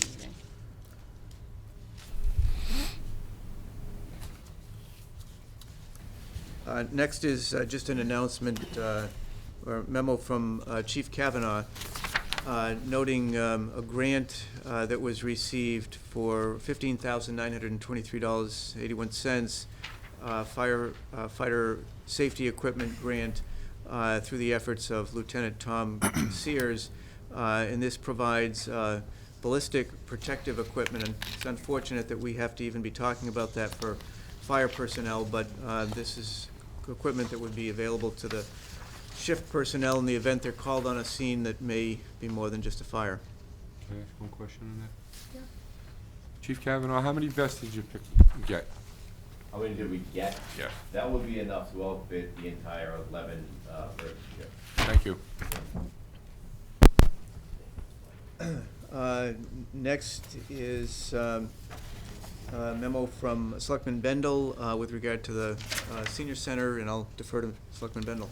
Thank you, Mr. Hull. Members of the senior committee, we met via Zoom with Lee Morissette, from Dietz and Company, our architect, and Dan Pilata, our OPM, on February 9th. Discussions centered around continuing the review of the interior spaces and the location of the property next to St. Dorothy's Church. Mr. Morissette modified the location of the rooms based on comments from the previous meetings. The mechanical room, which was previously located at the side of the building closest to Main Street, was moved to the opposite side of the building next to the kitchen area so that deliveries and servicing of the building could be consolidated into one area. 2 additional options were presented to address making the front of the entry of the building both prominent and truly functioning, front-facing to the building. Discussions took place considering reorienting the building, which currently is proposed to have parking in the rear of the building. A suggestion was offered to move the building further back on site so that the parking would exist in the front of the building. It was suggested that the parking in front of the building might reduce potential problems for the ability of vehicles more readily exit Route 38 with more queuing space drop-off. Additionally, the thought is that parking in the front of the building would create a connection between the terrace and the recreation areas behind the building and remain undeveloped portion of the property, possibly for walking paths. The architect was directed to evaluate this suggested layout for our next meeting. The chair, George Hooper, noted that the informational flyers about the senior center and town school administration building was recently issued with the town water bills, and our OPM indicated that another newsletter would be issued in the next few weeks, suggested that the dates be considered to have forums and encourage public comment about the work that is completed. As you can see, we're very busy, and if anybody has any questions, please let me know. Yeah, through the chair, has the OPM, Dan Pilata from P3, have they sent out that next newsletter? I don't believe so. We- No. If I could, so we actually just received that via email from Mr. Hooper about 3 PM this afternoon. Okay. So I know we were supposed to get it Friday, but we got it this afternoon. So I'm hoping that it'll be pushed out to everybody in the community very shortly. Terrific. Thank you, Mr. Carver, for reminding me. All right, next is a memo from George Hooper, Public Buildings Superintendent, regarding remediation of the oil spill at the Wildwood Early Childhood Center. There was an incident on January 22nd, it was a Saturday. Oil delivery truck overfilled essentially the underground tank there. The initial response, fire did respond, estimated about 10 gallons or so of oil that was cleaned up by the fire department. Later on that next week, there was notice that the amount of oil in the tank had dropped at a precipitous rate, causing George to bring in some folks to take a look. It appears that the underground tank, which was double-walled because of the way the fill was done, was a pressurized fill, that the tank was compromised, and as a consequence, oil leached out. So there has been efforts on George's part to bring in firm Omni Environmental Systems, actually through our insurance company, Maya, licensed site professional, working with the insurance company, and as of 12/8, began drilling some test borings and monitoring wells. We also had to obviously maintain heat into the building, so George arranged for having a above-ground tank brought in so that oil could be, that the oil furnaces could continue to operate. Test results will determine the amount of soil that needs to be removed once the tank is extracted, and the tank itself is expected to be removed during the February vacation. There's no concern with having kids or anybody in the building right now? No, because the activity is taking place outside, that portion of the parking lot has been, as I understand it, restricted, so the teachers are not able to park over there while this work is going on. Okay. And through the chair, just a question, Ms. Howell, and are you pursuing a reimbursement from the company that Yes. caused this issue? Yes, So yep. Public realizes that. Yes, that's definitely a step we're taking to pursue reimbursement. The next is a memo from Mike Woods with regard to the PFAS update. Last recorded test was January 5th, noted a non-detect for the Sargent plant and 4.6 parts per trillion at the Butters Row. As you recall, the point at which the public needs to be notified is 20 parts per trillion. The most recent test was done on February 3rd. The results are expected back in about 3 weeks. It was noted in the minutes of October that the board was looking to be updated for the next couple of months. I think as we've seen the last few times now that these readings have been consistently below the mark in the case of the Sargent non-detect, and in the case of the Butters Row small detect. So I would suggest at this point, certainly if there's anything that approaches the standard, we will make the board aware of it, but I would expect, given the new carbon filters that have been put in, that we're going to continue to see these similar readings. And then next, under communications, is a memo from Paula Looney. This is with respect to the MassWorks grant. You'll recall, as part of the Princeton property project, the town received $2,891,000 in MassWorks funding to deal with some public infrastructure improvements. 3 main pieces, one being the sewer extension to this project, the second being a culvert replacement project over Lubbers Brook, and then the third piece, some roadway corridor improvements, including sidewalks, pedestrian crossing areas, electronic crossing signs. Unfortunately, in light of the climate we're in, and Paul can speak to this in detail if needed, there was an initial bid that was issued, and the prices were way over what we had available. There was a second bid issued, and those bids are still over what we have available, to the tune of about $2.2 million, consequence of inflation and some additional infrastructure that was added during the permitting process. So at this point, Paul has prepared a contract amendment to the Executive Office of Housing and Community Development, seeking additional funds, but as a means to try to bridge the gap potentially, we're looking at asking the board to authorize the essentially redirection of funds from the ARPA money. You'll recall that we had recommended, and the board authorized use of $1 million for some catch basin improvements, roughly 250 catch basins. We're looking at using some of those funds to address this, because it is such an important project. I don't know, Paul, did you want to offer any further on that? Yeah, I'll just state that, so the infrastructure that was added after the grant was filed, there were infrastructure improvements that are added related to water and stormwater initiatives and stormwater quality as part of the culvert replacement project. And I tallied those numbers up when we got that bid in last week, and it came out to around $450,000. So knowing that the ARPA, that's the spirit of the ARPA funds, the stormwater initiative and some water infrastructure improvements, I reviewed it with the Director of Public Works, with the Director of Planning and Conservation, our Operations Manager, and Town Manager Hall, and we felt like this was an appropriate use of those funds, as it'll just, well, the culvert's failing, we have to replace it, and I think it's in the best interest of our community to go to mass work and say, hey, look, you know, we understand that we're committed to, you know, these projects that are really important to us as well. And appreciate your consideration. I'll open it up for questions or any discussion. So why don't we move up the board consider of this, it's number 10 on the board to consider. Why don't we move that up now, just so public can go? It's late enough.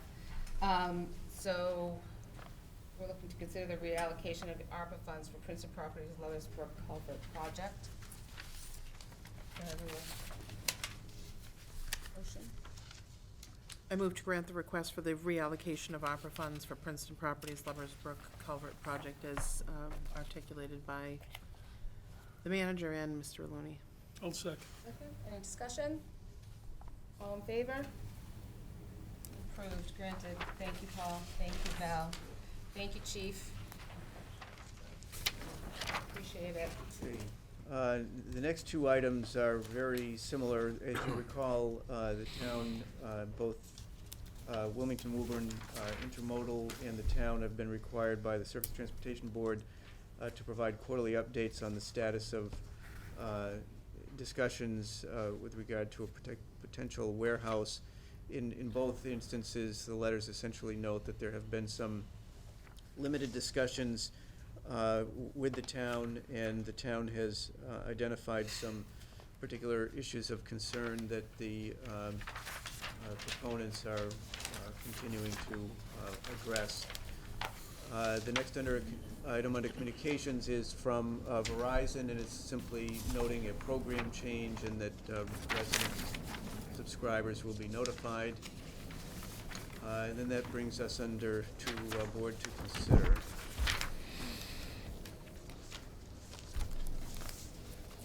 Okay.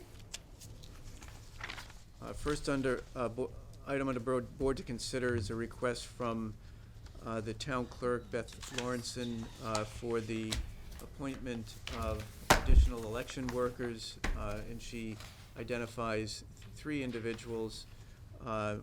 2, it should be noted, are registered voters, and 1 resident under age 18 eligible to serve as an election worker. So there's 3 individuals. Okay, do you have a motion? Make a motion to accept. Do you have a second? Discussion? Second. Any discussion? All in favor? So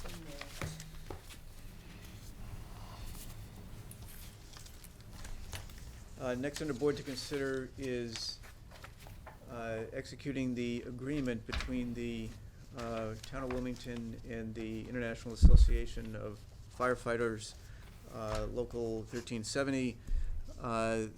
The current agreement expired on 6/30 of 2021, so this new agreement would be a 3-year agreement running from 7/1/21 to 6/30/24. Over the course of the 3 years, it would be an 8.25% COLA, again, over those 3 years. It creates 4 captain positions in the 3rd year of the contract, removes the deputy position, which has historically been a union position, again, in the 3rd year of the contract, provides for a stipend of $3,500 in the 3rd year of the contract, for the fire prevention officer, provided that he goes through the appropriate training and retains that designation. It also allows personnel to receive their personal time up front on 1/1 as opposed to earning it during the course of the year, but as a but it also looks to cap the time, which to this point has been allowed to be carried forward on an unlimited basis.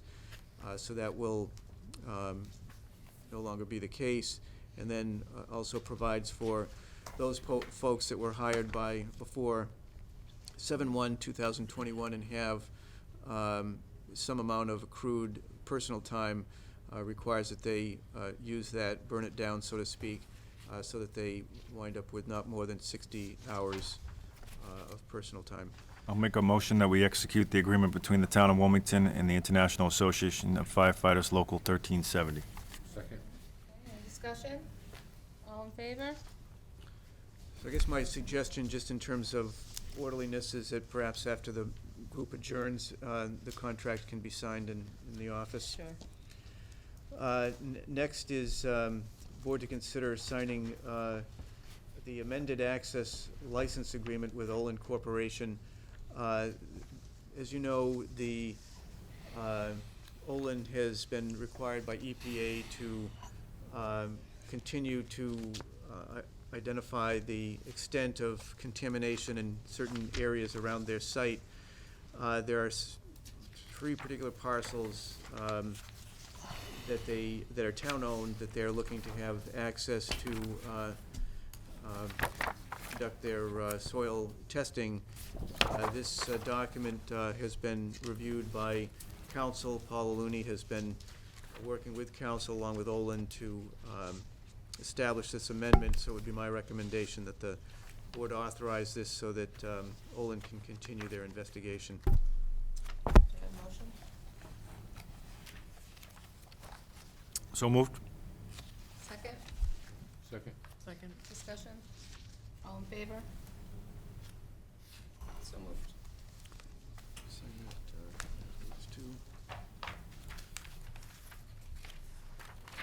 Okay, and then the final. All right, so this next one is board to consider establishing a date for the town manager evaluation.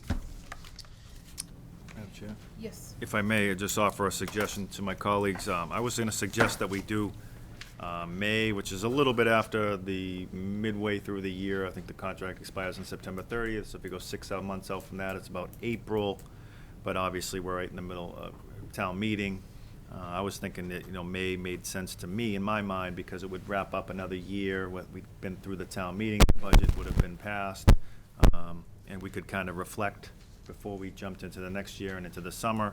It would be an opportunity for us to maybe, obviously offer praise and maybe point out areas that we'd like to see improved. It would maybe an opportunity for us to set some goals for the upcoming year, and then obviously an opportunity for the manager to, have a self-reflection of how the year went. So in my mind, I thought April or May made sense, but I'm open to a discussion.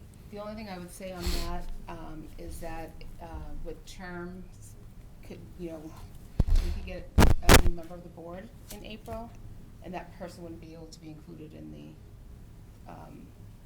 review. We would lose out on the person that left's review. Do you know what I mean?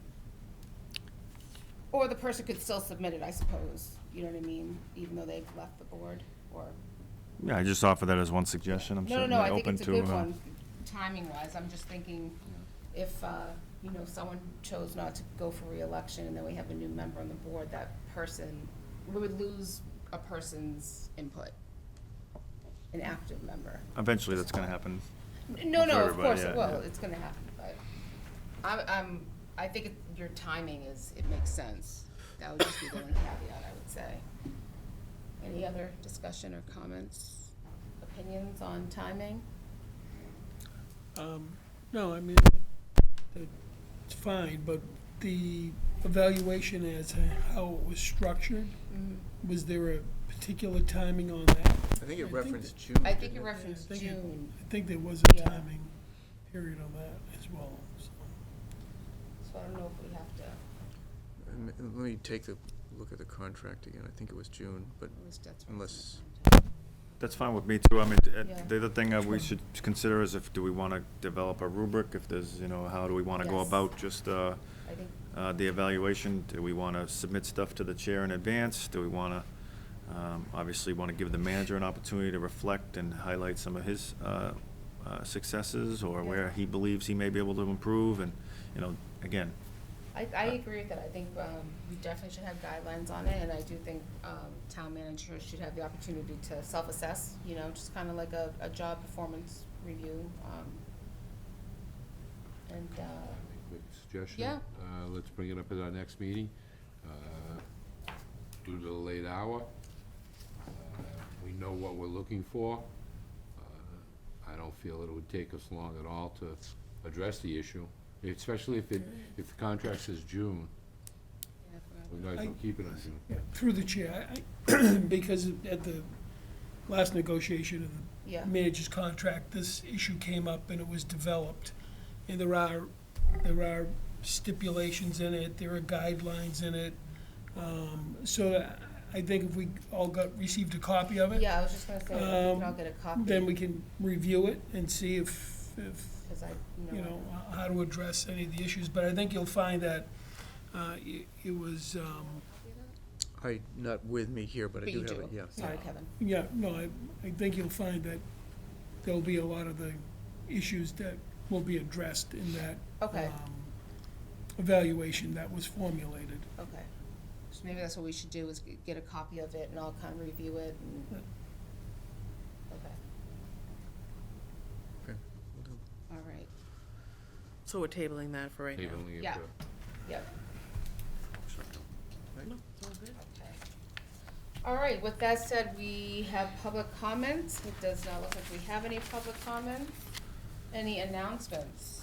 just, if I could, real quick, Yeah. I wanted to compliment the town, specifically the IT director and anybody else who worked on the redesign of the town's website. I found it to be very user-friendly and mobile-friendly, so I would encourage people to visit, check out the new redesign. I think they'll be pleased. Great, thank you. Now, just happy Valentine's Day. Oh, I happy didn't know when to say Valentine's it. Day, everybody. Say it now. I've missed Mr. Bendel's cookies. He brought in cookies last year. That was for So Mr. good Hull's I birthday. remembered. Oh, was that Oh. what it was? But that's okay. We'll let it go this time. Next year. Easter. Alrighty, we will go on to new business. Does anybody have any new business? And that brings us into important dates. So under important dates, the Board of Selectmen's next meeting is on actually, that is today. Finance Committee tomorrow is the public hearing for a special town meeting. This is the meeting that will take place on March 8th. The public hearing is being held here in the auditorium at 7 p.m. February 16th is a town school admin building committee meeting that will be virtual at 6 p.m. February 7th is a finance committee meeting, room 9, 7 p.m. Town clerk, IT, and I actually add to that historical commission. They were intended to be present last week and it didn't work out. February 23rd, Senior Center Building Committee, Town Hall, Room 9, 6 p.m. February 25th, last day registered to vote in the special town meeting. Town Clerk's office will be open until 8 p.m. February 28th is the next Board of Selectmen's meeting, Room 9, 7 p.m. Finance Committee will be meeting on March 1st at the high school, Room 1062, 7 p.m. This again at the Wilmington Public Schools. And then again, March 3rd, Finance Committee is meeting at the Shawshene Tech, 7 p.m. March 8th is a special town meeting, Shriners Auditorium, 7 p.m. March 15th, Finance Committee, Planning Board, public hearings, the joint meeting for the annual town meeting, Town Hall Auditorium, 7 p.m. April 1st, last day to register to vote in the annual elections and annual town meeting. Town Clerk's office will be open until 8 p.m. Okay, thank you. And now we will go on to salute to service. Selectman Bender. Thank you, Madam Chair. It's my privilege to bring before the board tonight our salute to service, who goes to Mr. Ryan Quigley, who grew up in Wilmington and joined the U.S. Navy in December of 2005 and served until October of 2013. During that time, he was awarded 3 Navy and Marine Corps Achievement Medals, Emeritus Uni Commendation Medal, a National Defense Service Medal, a Global War on Terrorism Service Medal, 3 Sea Service Deployment Medals, 2 Navy Good Conduct Medals, and he assisted in veteran funerals around getting service and worked in the community. He currently serves as a lieutenant on our own fire department here in town. You may recall he was before us a few months ago with the sand and salt buckets project that is partnered with the senior center. And so for all these things and many more, we salute Ryan for his service to our community and to our country. Thank you. Thank you. Thank you, Ryan Quigley. That will conclude our meeting. Go ahead. Make a motion to Thank you. Motion to, adjourn. do I have a second? Second. All in favor, roll call. Judy O'Connell, yes? Gary Palmer, yes? Greg Bendel, yes? Kevin Curry, yeah? Julie Mazzoli, yes. Thank you. Have a good night.